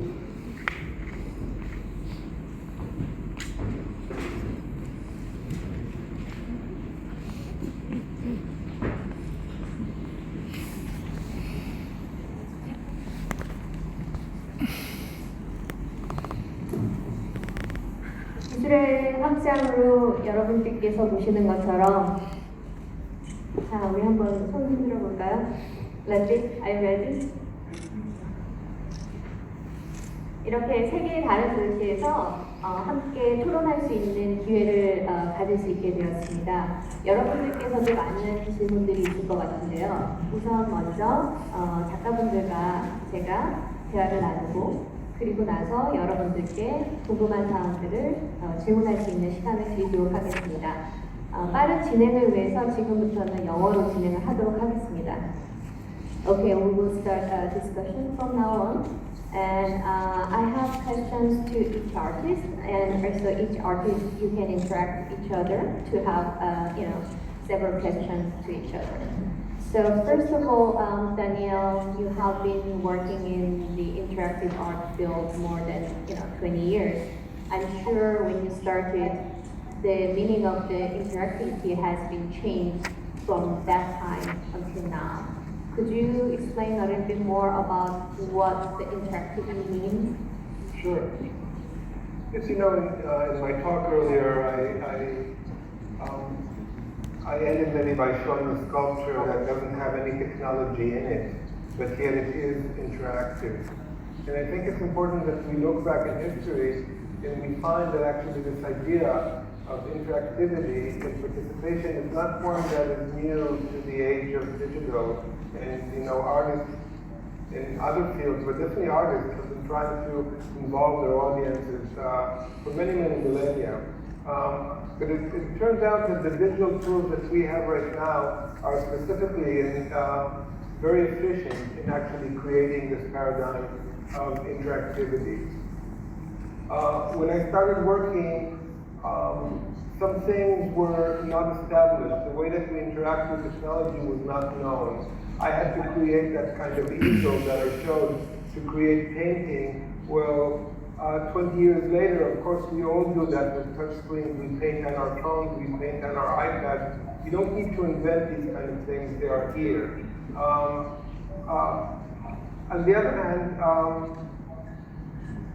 as new generations come and they are born into this digital world, they come to our displays of art with a certain intuition that they have. They understand it on a very different level than other generations do. And that is very liberating, actually. People from other generations, sometimes they see technology as a barrier. So they see a piece that uses technology and they say, oh, that's not for me, it's for younger people. Younger people actually sometimes see it and say, oh, this is computers, let me do something cool with it. I think it's a task of art and artists of this generation to go beyond the technology and to kind of make it so there is a transparency because there's a beauty in the way that things are done, but it's really important for our audience and for art to look at our art beyond a demonstration of technology. And I think then the interaction becomes through the art, with the artist, and the art just mediating, and the technology melts away. I think we're getting close to that point. You just mentioned about the different generational kind of approach on the interactivity. Maybe we have younger generation of artists here, Lefik and Tim Boyd. Let's hear from Lefik. What is the interactivity in your practice? I think in my practice, the interactivity right now is a truly challenging concept. I mean, Daniel is an incredibly inspiring artist, a hero that really transformed this communication with machines. Right now, I'm really struggling like in one topic, especially communicating with a machine that has this capacity of intelligence. Specifically talking AI tools. So I'm not a computer scientist, and I never want to be, but I always still want to explore the machine that I can understand better than just learning deep mathematics. So I still believe that the games, for example, like gamification with this concept of like machine intelligence is very fascinating for me. So the interactive tools we have in the studio is, for example, the tool I show you, like you can fly literally in n dimension. Or you can interact with like millions of images and trying to see this big picture. So I'm just trying to make this new meaning first of all, I'm super inspired by library and archives, and I highly believe that humanity's most divine places are libraries and archives, where human information turns into human knowledge. And I'm just trying to find new novel ways of like beyond going search bar, like how we can, when we go to a library, like how do we know what exists there? Like how do we know what we learn? And like what is like the end point of data? And this kind of feelings are in me for many years. So now I'm exploring like how to answer these questions by interactive tools. For example, like can we create this new interactive ways of like touching the machine's mind and really rotating or zooming and flying in and just create a space from that n-dimensional world that we can perceive as human. That's my most challenging interactive quest as an artist that I'm having a lot of trouble and also a bit of fun. Great. How about Team Boyd? So interactivities for us, it's really hard to understand. Same with the rocket, and because sometimes we try to use some advanced technology for interaction, like sensing camera or artificial intelligence. We studied a lot, but after finishing our research and study, when we apply to our work, we felt like it's out of our boundary, because we have some thesis to our works, but if I give some more interaction to the viewers, it's a little bit out of the track in our thesis. So I think the key points using the interactivity in our work is a limitation, how to give a constraint to the viewers, how to make them work as I designed. So in our works, if we use the interactivity to the viewers or any volunteers, we try to make a very limited space and very limited way to interact our works. I think that step is only a possible step in our work right now, but I think in later on, we try to make more steps, like more room for the viewers to interact our works and then give some more possibility to understand piece. But right now, it's enough for us, I think. I think interactivity has been always the question by the artists, and also the audiences are kind of trying to be triggered by new types of interactivity. And as an artist, you also have this kind of, what is the creativity in this era when the technologies, keep developing. So maybe I will start with who brings machine as a collaborator, which is Rafi. And we are living this age of the artificial intelligence, and a lot of people are thinking of what is the role of human, and also what is the role of artists at this point when machine even can create some works, and we are seeing it's going further and further. And what is the challenge when you think of that as a creative mind, and what is the creativity as an artist? It's a wonderful question and a wonderful challenge, I think, for many people. Again, as I said, like I'm a computer scientist, and I never want to be like that level deep in one tool, but I was always inspired by the capacity of a machine. So when we're talking about the capacity of a machine, then our imagination can apply to that ideation. So I find it much more exciting once the machine just becomes a collaborator, like a camera, like a brush, like a car.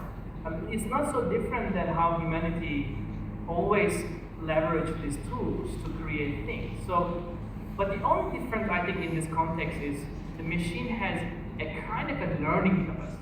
Because the other tools we are discussing are just a tool that doesn't have anything to like decide for us. But once we are working with machine intelligence, we have this opportunity of letting machine learn whatever we want. So learning as a whole concept, of course, but I'm in this context talking about photographic memories, for example, or a sound or a text. So what is really challenging, but at the same time beautifully exciting and dangerous is machine can offer a reality that is sometimes as close as a potential reality. So once you're in that like parameter world or mindset, that is kind of a revolution that was not possible before. So serendipity inside this collaboration is extremely high. And of course, respectfully, a painter, Monet, right? Monet inspires from atmosphere and just creates a beautiful depiction of an atmosphere from his perspective. But when you think about a dream or a hallucination or like this much humanly cognitive concepts, it's so subjective if you do not apply something more general. So, but if in this context, for my at least practice, when I have a chance to apply AI to this idea, then you suddenly have this feeling of you have everything about that topic in your hands.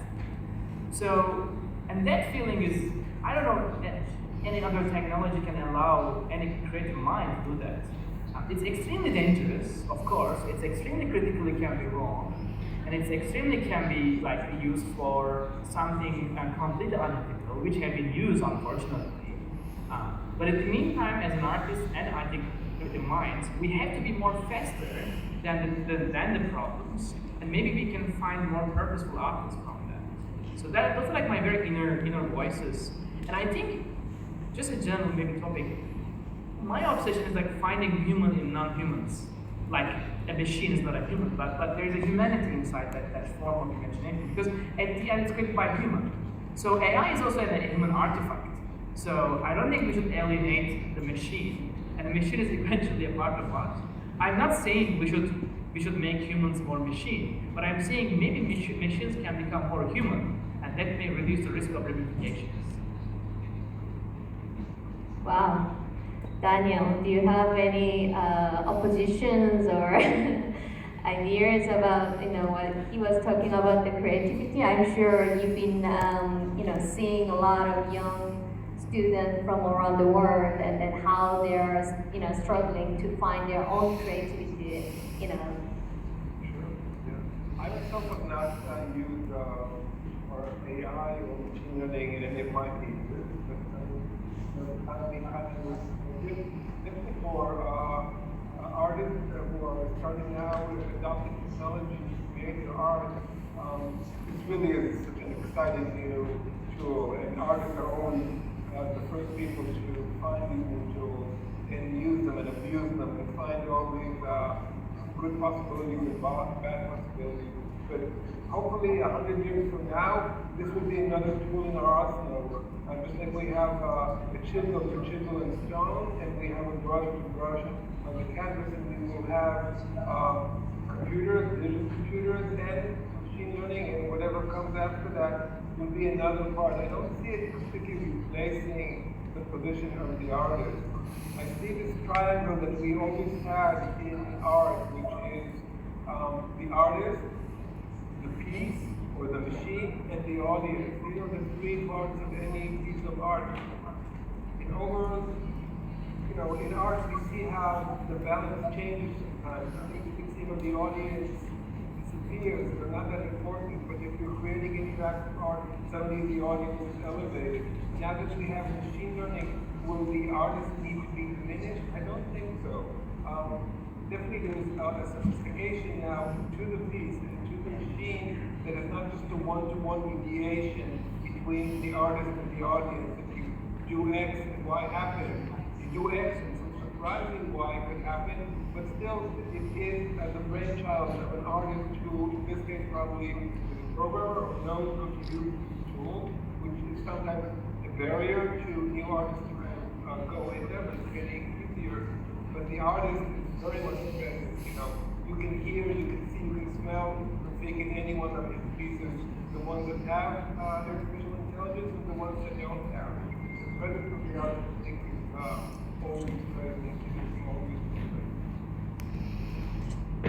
Okay, and for the Team Boys, I think you are consisted of 3 members, which is different from Daniel, who works as a solo.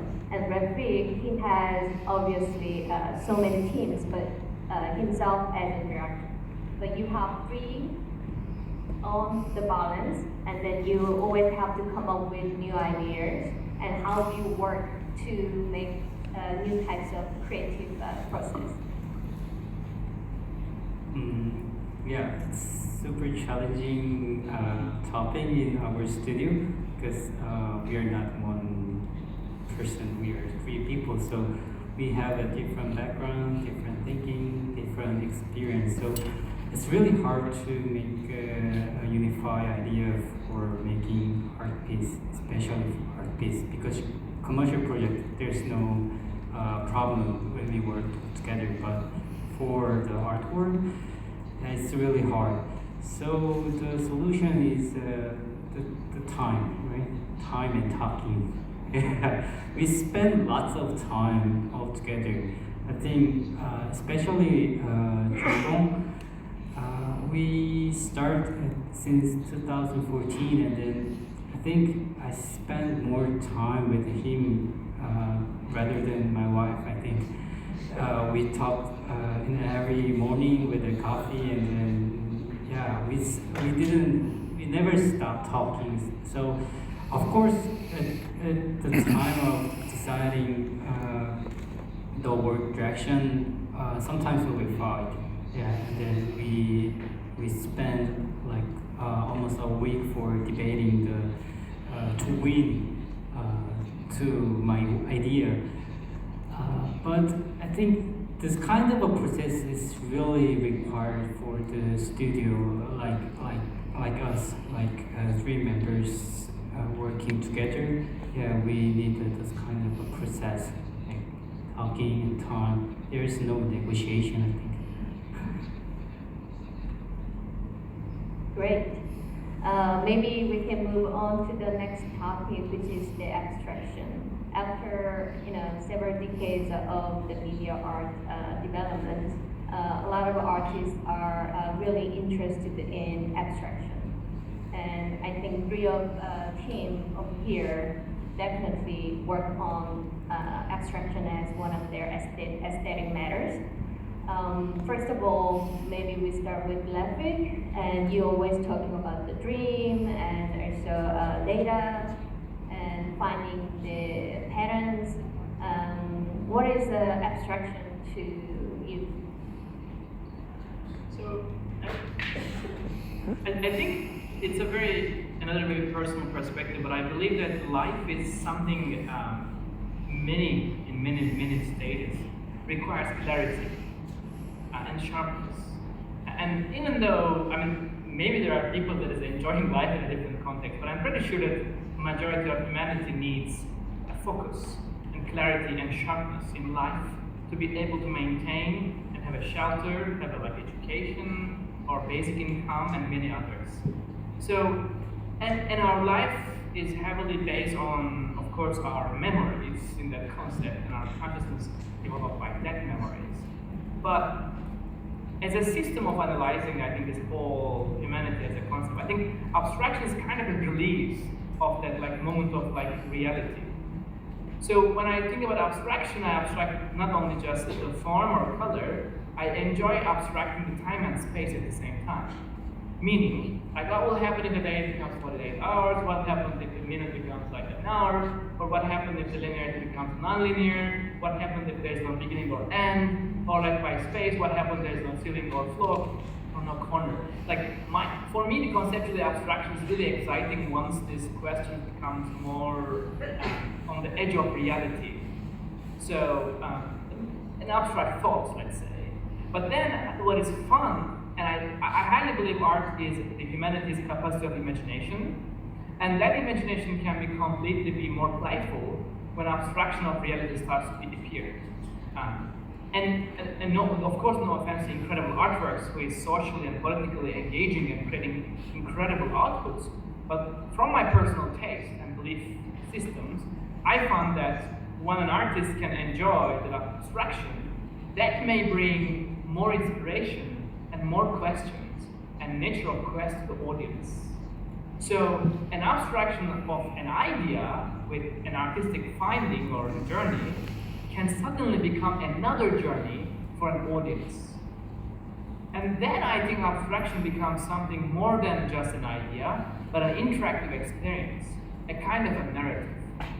So I'm struggling still, but I enjoy personally myself diving into that world, also enjoying others' minds who have been exploring the similar ideations. And especially in the age of machine intelligence, when we talk about abstract, you can think about many other levels. For example, let's say you have a machine that learns many things from whatever you teach it or she or he. And then at the end you have these outputs, and those outputs can be very little. For example, when you work with an algorithm, you have some numbers from a latent space, a coordinate systems. They are not abstract, they are so sharp, they are so absolute like mathematics. But the fun thing, when you take that absolute reality and just transform it into a whole new dimension, and just transform that meaning into something else, is also abstraction. So it's not different than when Monet again brings the atmosphere versus when we take a bunch of mathematical outputs and transform into something another thing. So for me, abstraction is something like really about the ideation and transforming time and space. Okay, Daniel, I know you always have this mirror as a kind of reflective of yourself, but that's part of the whole concept of abstraction. Could you explain a little bit about further? You explained a little bit, during your presentation, but I think time was a little bit limited, so I want to hear more. Yes, Sig's talking about abstraction in a much wider way than I think about abstraction.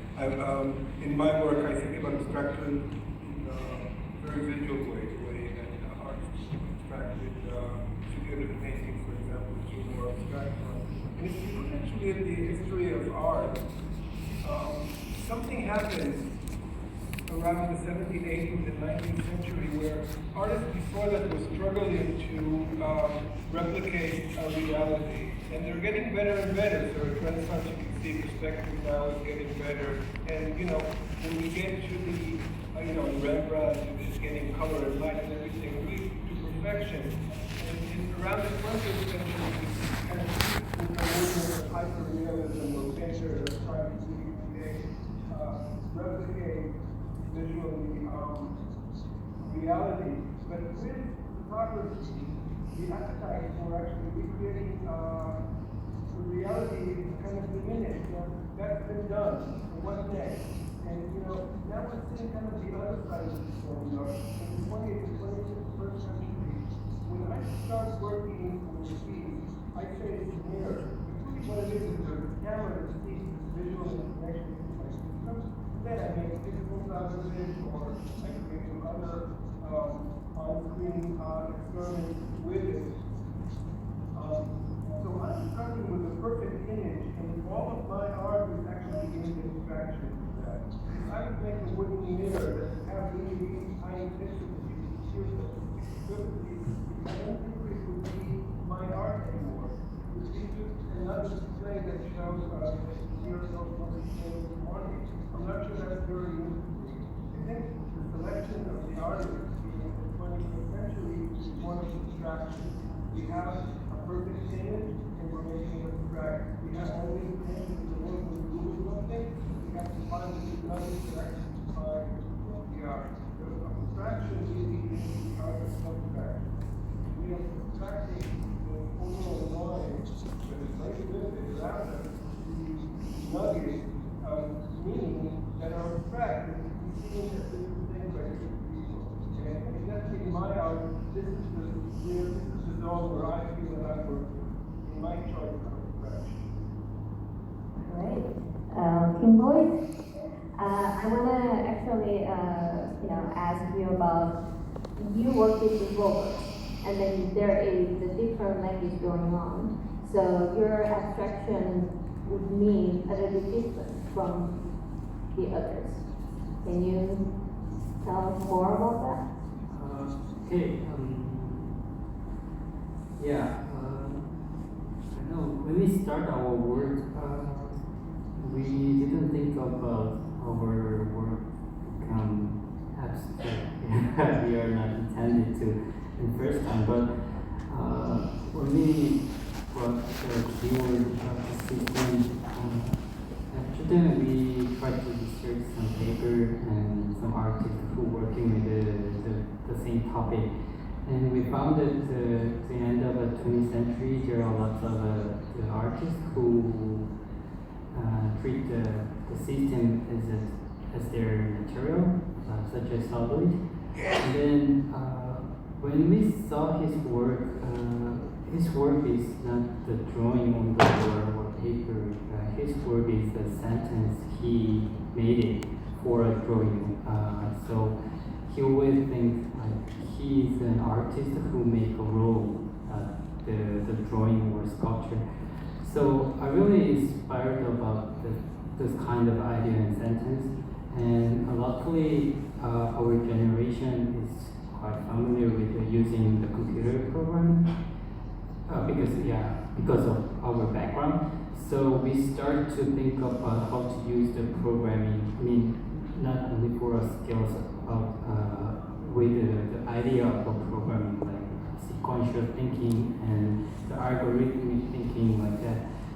So this is the reason we choose the abstraction, because the logical and algorithmic thinking always bring the visual to the abstract image. And we think our work is the abstract not only for the drawing or visual, we also make some abstract motion with the robotic arms, because the robotic arm is originally came for some functionality like manufacturing or using for a factory, but right now we can program the robotic arms, and then we can make it teach to how to move in some certain amount of the event or in case. So we can design the motion, not only the visual. So this is why we use the robotic arms to extend our abstracting idea to the three-dimensional space with the motion. Yes. Great. I think we kind of want to know also, because we've been heard your past project, but what is your next project? That's always interesting, only can be shared in person. So Daniel, could you start from you? Sure. A project, I don't know if you installed if the sound was up for these videos, but a lot of my mechanical pieces, they produce sound. They have a sound signature that comes from the material, that comes from the interaction, that comes from the motors. And my wife is a composer, and we are working together on a collaboration where she will compose music performed by plus one of my pieces as an instrument. Percussionist will be live in front of the piece and produce sound with it. So for me, that's kind of opening up a whole new sense that my art was always very visual and tactile, and the sound was a byproduct. And now I'm kind of thinking about that byproduct as something that has a life of its own. Wow, we cannot wait until to see it. So Rafi, I know you've been also working with a lot of city projects. We just met in one of the city 2 weeks ago. Yeah, we were like in the city where the rodeo was there. So would you explain a little bit about the project? Yes, so there are many exciting projects that are allowing us to explore the archives and memories of the city. So Fort Worth is one of the cities, and then we are trying to like find hopefully millions of data points that this represents the history of the city, and also augmenting the cultural beacon of the city by the memories of machine intelligence.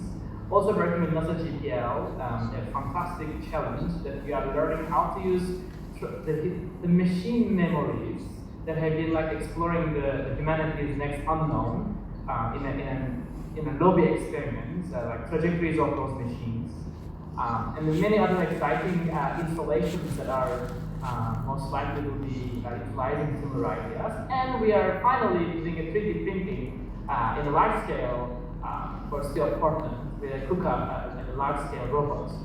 It's very challenging, to be honest. I enjoy the virtual world more than the physical world, but I wish I knew in the beginning. I think that reminds me of when I visited Daniel's studio. I was so amazed by he was doing from the beginning to the end by himself. Respect.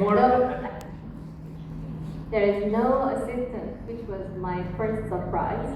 And second of all, there was small, workshop space with this small grinding machine. So he made all these little pieces and even welding and everything by himself. Wow. So it's like touched by his hand. Team Boyd, it's your time. What is working on? It's really hard, yeah. As you can see from my presentation, we have 3 different categories, and this year we sketched some 3 different ideas of our work. So for the module, I think we're gonna explore some opposite way compared with the previous work. Previous work is almost like a unit and the relationship between the modules, but this time we want to make a more variety of the rules. I mean, they will be a separated system, but they have a same amount of limitation like space or the number of the motors or number of the lights like that. So how to make more variety in the same limitation like that. So we just start to sketch, and then for a process topic, I think we're gonna use more advanced technology like AI or robotics or some more advanced one to make a sequence between input to output. We just sketched like 2 days ago, so yeah, I'm gonna start, of course. And then for a robot, I don't know.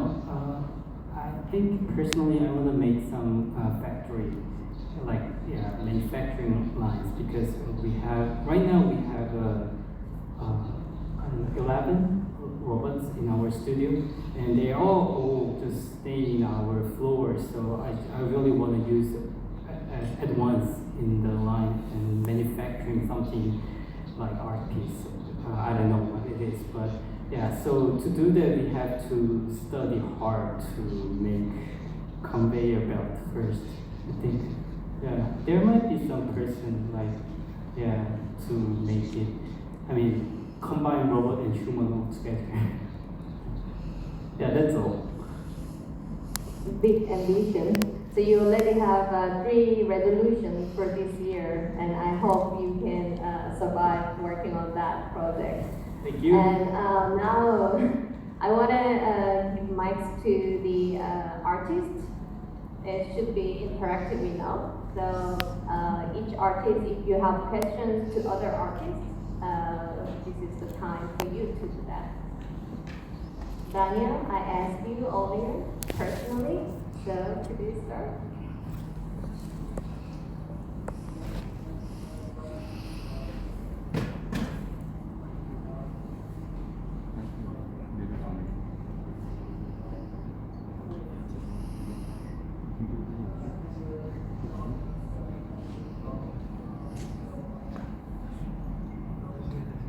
Sorry. Maybe now you can hear me better.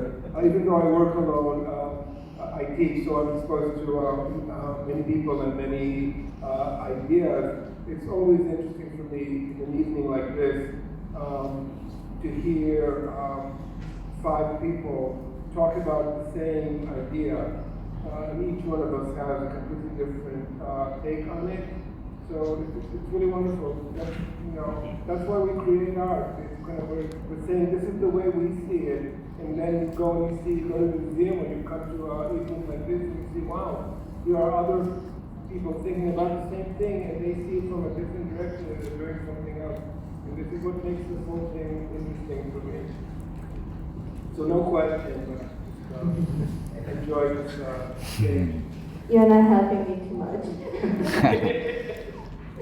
Okay, rapid. So I think I also don't have a question, but I have respect for both Daniel and the team Void as well. First of all, Jay is a wonderful colleague. So we have been like not sleeping, just working together at DMA at UCLA. So it was a very, I learned coding from Jay, to be honest. He was teaching processing over like late nights. But also like as Daniel's like how he his body of work is really inspiring from many perspectives, from a practical to like conceptual.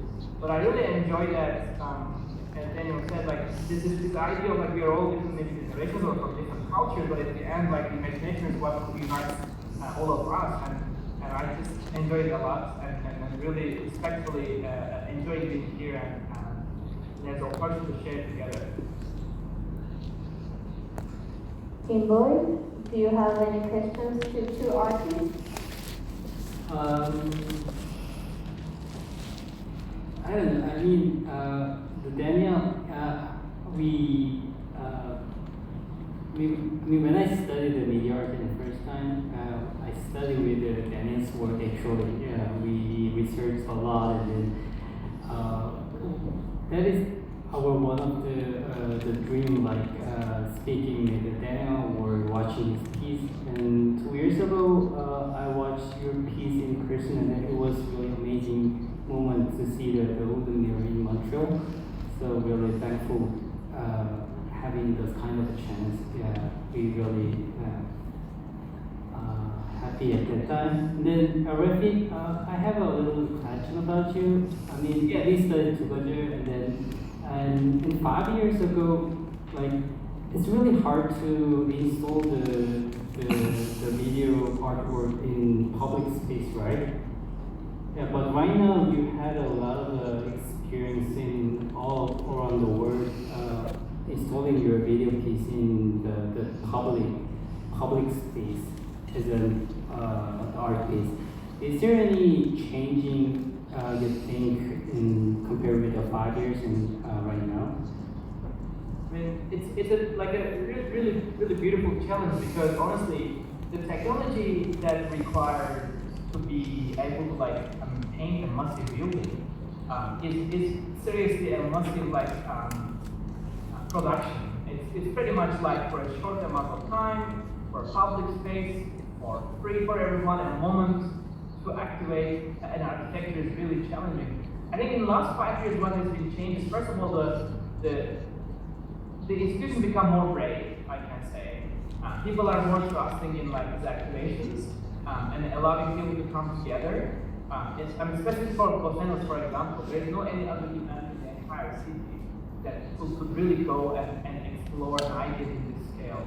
Or in Seoul, in the building, like there was no other experience like that. So they are very heavy, they're very responsibly heavy, but also very rewarding. And the massive change, I guess, is in between the years is is I guess like trusting public space. And I think people were not really dreaming to imagine an entire building as a canvas. Like, of course, it was been done many times in many scales, in many different aspects, but I don't think this scale for a quick and short time was not that available. It's like Olympics, like you work so much for a year for a couple of minutes, and that couple of minutes is where the idea like exposes to the public. So it's really the big change, I think, trust of those institutions to the medium. And there are many incredible other artists who have been exploring this idea. And I think public art will allow more and more, hopefully allowing to other artists and anyone to really push this boundary. Okay, great answer. Yes. Do you have more questions? Yes, I have one question, it's really practical one, but yeah, Daniel, you walk alone and we are three, and the repeat, maybe you have about 10 members, right? So I think there is a really great thing and a very difficult thing when you walk alone and when you walk together. So what is the most difficult thing when you walk alone or when you walk together, and what is the solution of yours? Yeah, I really like to hear the solution, because yeah, we're gonna have the same situation. Yeah, so yeah, that's the question. Yes, I would love to answer that. This field of ours of creating art, new media, or digital media, is what it is multidisciplinary. So there are many approaches. How do you achieve this multidisciplinary? A very good way is to have a team. Then you can have all these disciplines, and each one of them will have like a strong advocate that talks about the discipline, a design, or program, or concept, or production. And together you can create really a wonderful and large scale and rich thing. Another way is to become multidisciplinary by trying to learn all of these things yourself. So I'm somewhere in between. Even though in my work I do all of the stuff myself, I don't think I could be like that if I was not part of the department of the university.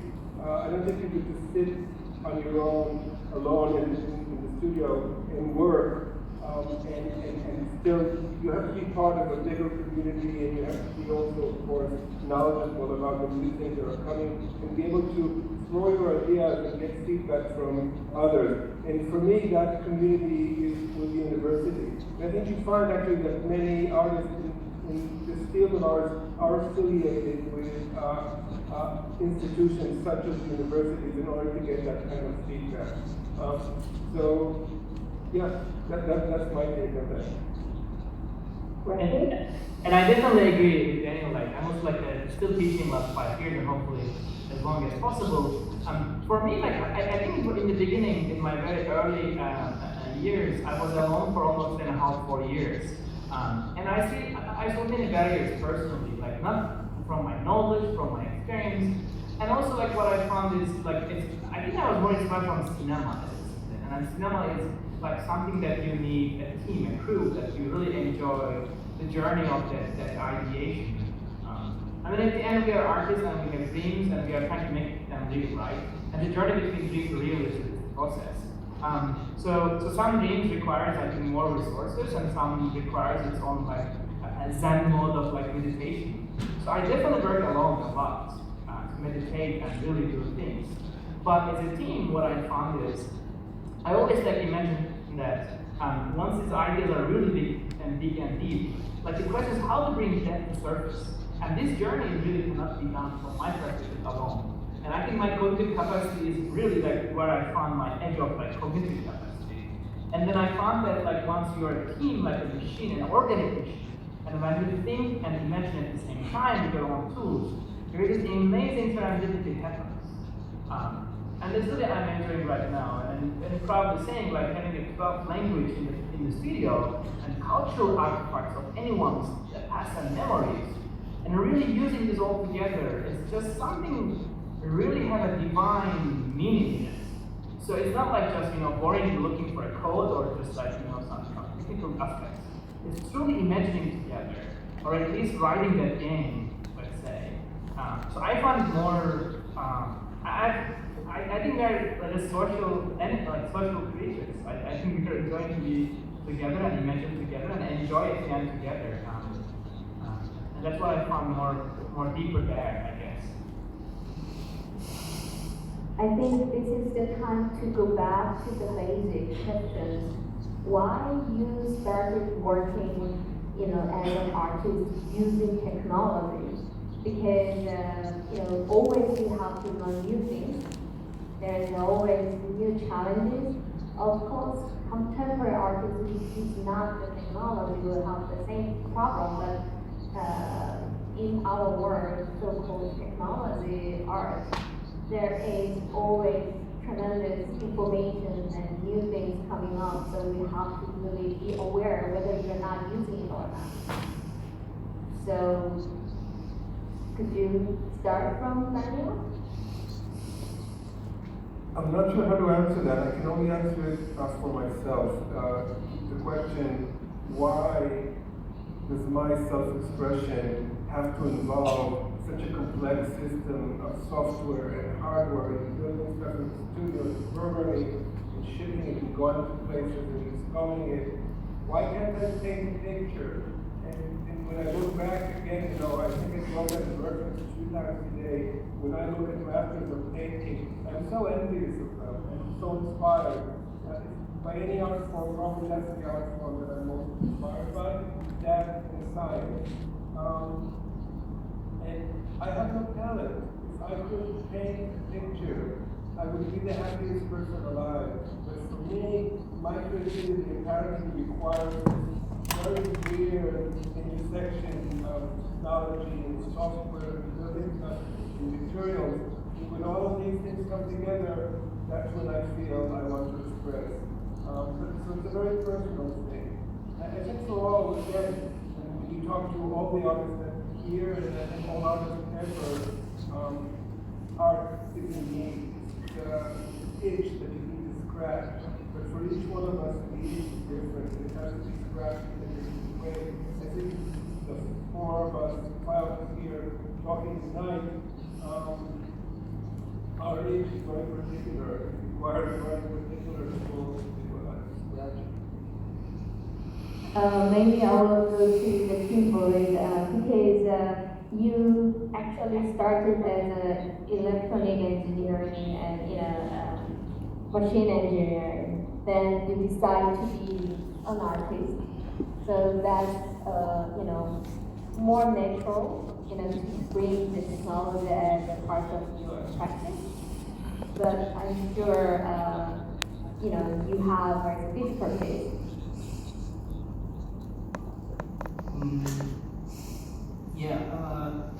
It was super hard actually. We studied engineering first, and then when we decided to open the studio, we had to give a lot of things we studied, like engineering. It was huge actually. And then after then, when I studied in UCLA as an art student, I was shocked. Because before I studied with math and science, always there are the hurdles they go, but when I had a first class, the professor just asked me what are you doing? What is your interest in your life like that? After that, I feel like, oh my God, it's not the class, it's not right. but after 1 or 2 years later, I think the technology is a really good tool for understanding art in some way. Not for all people, but like us. If you know the technology or science, especially science, you can see more deep inside of the object. like how to work, how it developed, or why people make it like that. And after having this kind of idea, you can see the same object in different aspects of you. It's a really good experience for us. And then we made our goal to be art instead of a production, because most of our engineers have their own purpose to study engineering to make some object or system or platform, but instead of those kind of things, we only just choose the art. So I think we explore lots of the journey in a different way, but finally we just find our own destination as an engineer, of course, but also as an artist.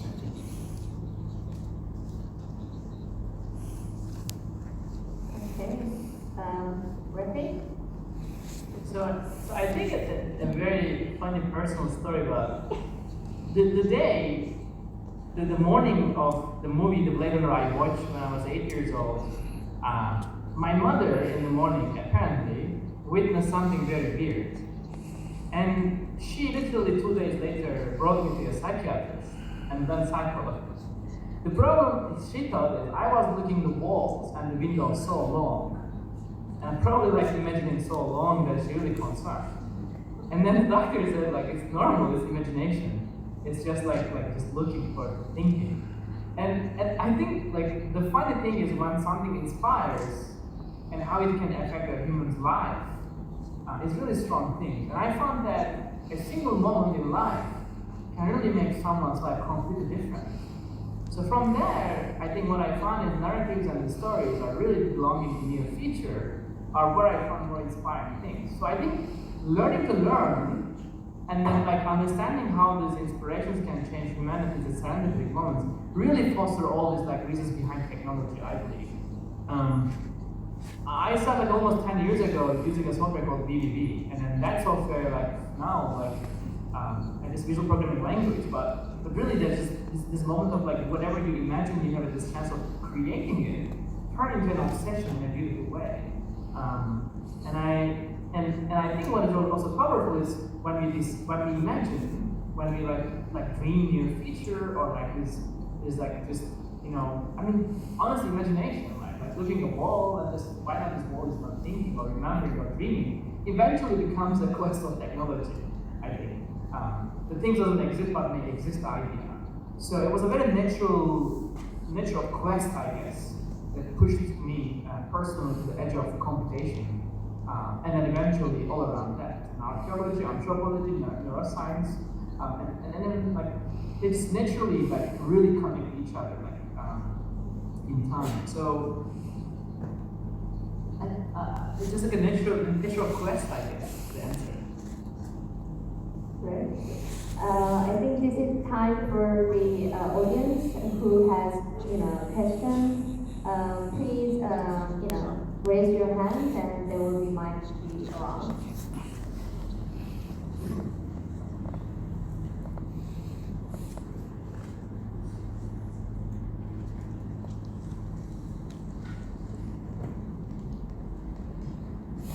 I think first question will come soon.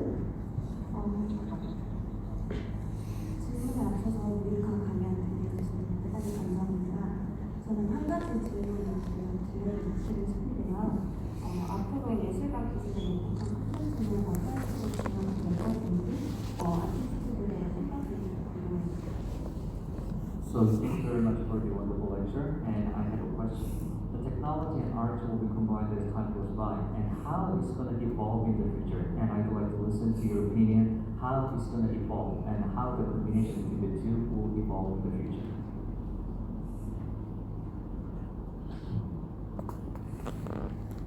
Okay, thank you. I can take a stab at that. I think, when we talk about art and technology, it might be interesting to think about it also in terms of art and science, to kind of expand technology to science. The separation between art and science is not something that has always been. If we we look back in history, especially in times of Renaissance, the same people were doing art and were doing science. It was one and the same. The same kind of exploration was done to create novel processes and to create novel pieces of art. So I think it's really a very, very natural combination. I think over the centuries leading to today, what has happened is art has still stayed, I think, a pretty general purpose thing, while science and technology has become very specialized. You really have to be an expert in order to do anything in technology and in science. And I think maybe now with new tools and maybe also with machine learning, you don't have to have all the knowledge yourself. Maybe the process itself could be helpful for you. So maybe we can see again a consolidation of art and sciences, maybe like we saw in the time of Renaissance. That'd be wonderful. I'm not sure that that's the future, but I would like for it to be the future. Rafi, are you ready? Yeah, I definitely agree with Daniel, and also I think we are also on the edge of quantum computing and DNA and genes becoming more unfolded, and there are very incredible breakthroughs coming up in space. It's just I think we are maybe a lucky generation who are alive and witnessing the transformation from physical to virtual world. So we have a massive capacity of understanding things. And I think it's biologically or chemically or scientifically, the enhancement in humanity will be exciting and inspiring. And I think what will be also very a massive change is computation will eventually become much accessible and affordable.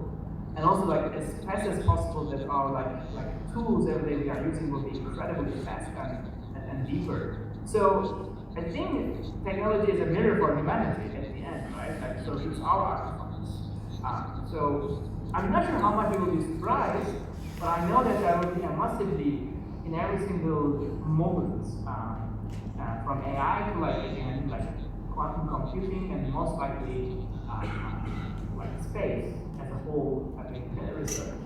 So I have a lot of positive hope that we have the chance to make where we live better, and also where women live better. The last answer from Team Boy. Yes, I think we are totally agree with Daniel talking. And then it's not first time to use art and technology in our field. I think if you see some 19th century or 20th century art, you can find a lot of reference and example in artists who working with their own technology or kind of a new technology for their art. So it's a very historical way, I think. So I think we will follow that history, combine the art and technology. But different thing is the accessibility to the technology. And 100 years ago, there is a very rare person who can understand technology, new technology. But these days, elementary school student or middle school student, they can program, they can use the very simple machine learning in the website. So it's really changing a lot. So I think I cannot imagine 5 or 10 years later, but more and more people are going to use the technology in their life.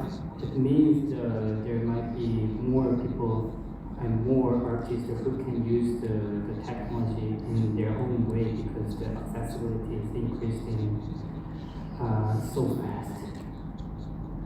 Yeah. 질문 2개 정도 더 받을 예정인데요. 혹시 다른 질문 있으신 분들 손 들어주시기 바랍니다.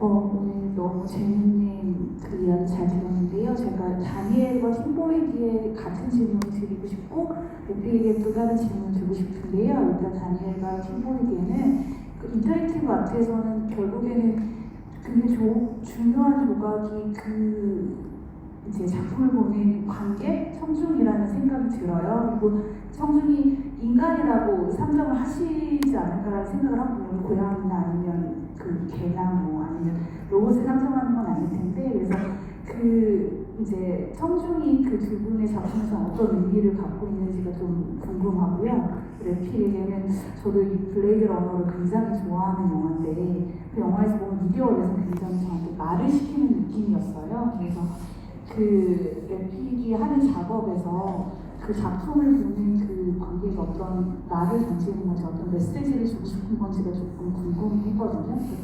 그거에 대한 답변을 좀 부탁드립니다. So I have two different questions, one for Daniel and Tim Boyd and the other for Lafik. First of all, I'd like to ask Daniel and Tim Boyd. So when it comes to interactive art, I think the audience or the viewers are the important element or important piece to your art. And I think you consider that the audience is human, not cat or dog or robot. So what do they mean to you? What do these audience need to do? So that's my question for Daniel and Tim Boyd. And here comes the question for Lafik. So I really love Blade Runner as well. And when I watched the movie, I felt like the movie was actually talking to me. And I think the movie is trying to send some message to the audience. And I want to also ask you, what kind of message are you trying to deliver to the viewer of your piece when you make the artwork? So maybe Tim Boyd, do you want to start first for the question? Okay, it's a really hard question for us actually. We are kind of very selfish artists. But I know our work is not that interactive. I mean, some of our work has an interaction part, but the other work is without interaction technology. But in our interactive works, I think the viewer is kind of the part of the system. Yeah, we built a system, right? And then to run that system, they need some input, like fuel or some action to trigger to start it. And then that key part is linked to the human and the viewers, so people can feel I'm a part of the system right now, and then I can make something work better or working right. Sometimes the viewer is broken our piece, so the system is not working. But it's a part of our piece, I think. The viewer is a malfunction, error. So yeah, it's quite broad question, I think. But yeah, in some of our works, we think the viewers are kind of a part in our work. Daniel?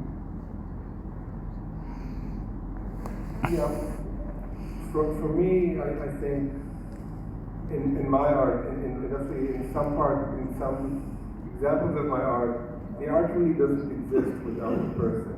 I never tried it with cats and dogs or pets, so I always think about people. That would be interesting, perhaps.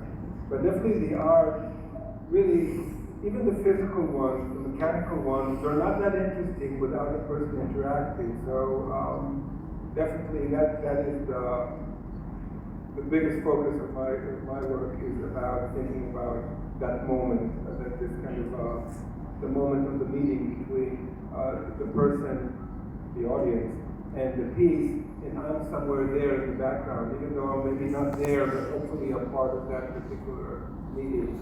Now, being an interactive artist goes very much against what kind of drives us as artists. As artists, we are very much control freaks. We want to be in charge of every last detail in our art. But if you're trying to create interactive art, it means that you have to keep big chunks of your art open for the audience to change, to manipulate, and that kind of it doesn't come natural to artists. We really want to control every last thing. So I think that's the biggest challenge, perhaps, to create art for an audience and keep it open to the audience and trust the audience that they will take your art to where it needs to go and not abuse it in a way that you did not expect or would make it not meaningful or not respectful. And then we're thinking that we talk more about it by putting art in public space, that probably becomes even more complicated.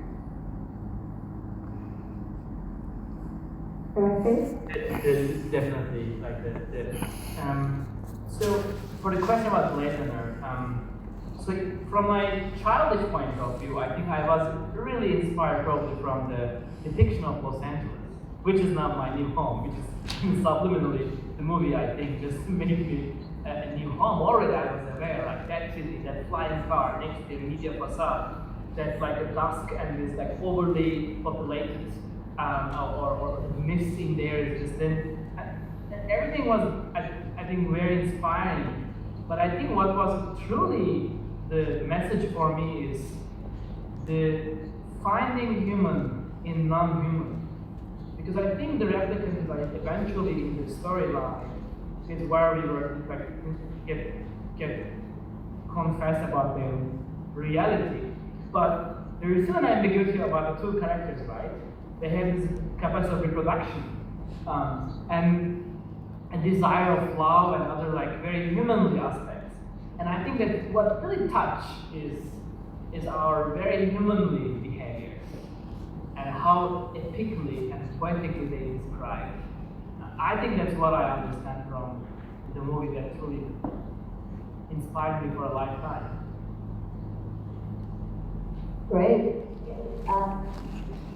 이제 오늘 지금 벌써 뉴욕은 새벽 2시 가까이 되고 있는데요.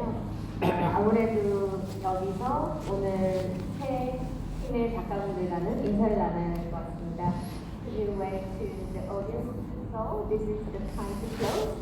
Oh, bye bye. Bye bye. 네, 그럼 오늘 여러분들 방송 여기서 마치고요. 역시 여기서 물러가도록 하겠습니다. 그럼 무대로 오준현 교수님은 다시 모시도록 하겠습니다. 감사합니다.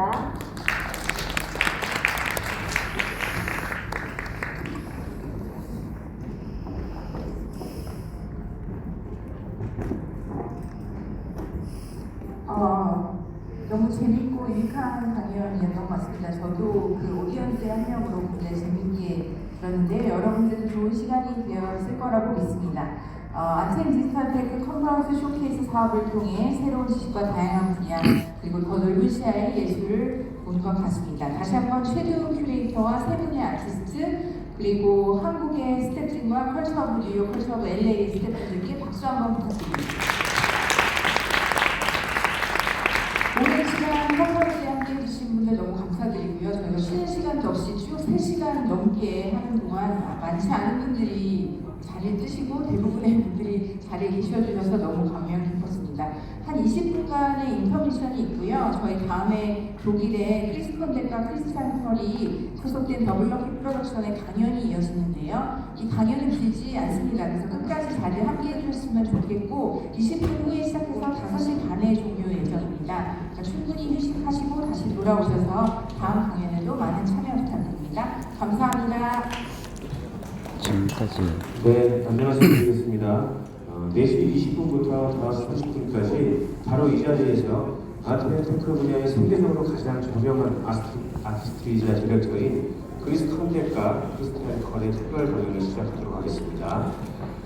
특별 강연이 끝난 후 블루스케어 로비 외부에 위치한 네모로 이동하시어 본 창작 지원 사업에 선정된 단체의 작품 소개와 세계의 작품 전시를 직접 보시면서 지금까지 아트&디지털 테크 컨퍼런스&쇼케이스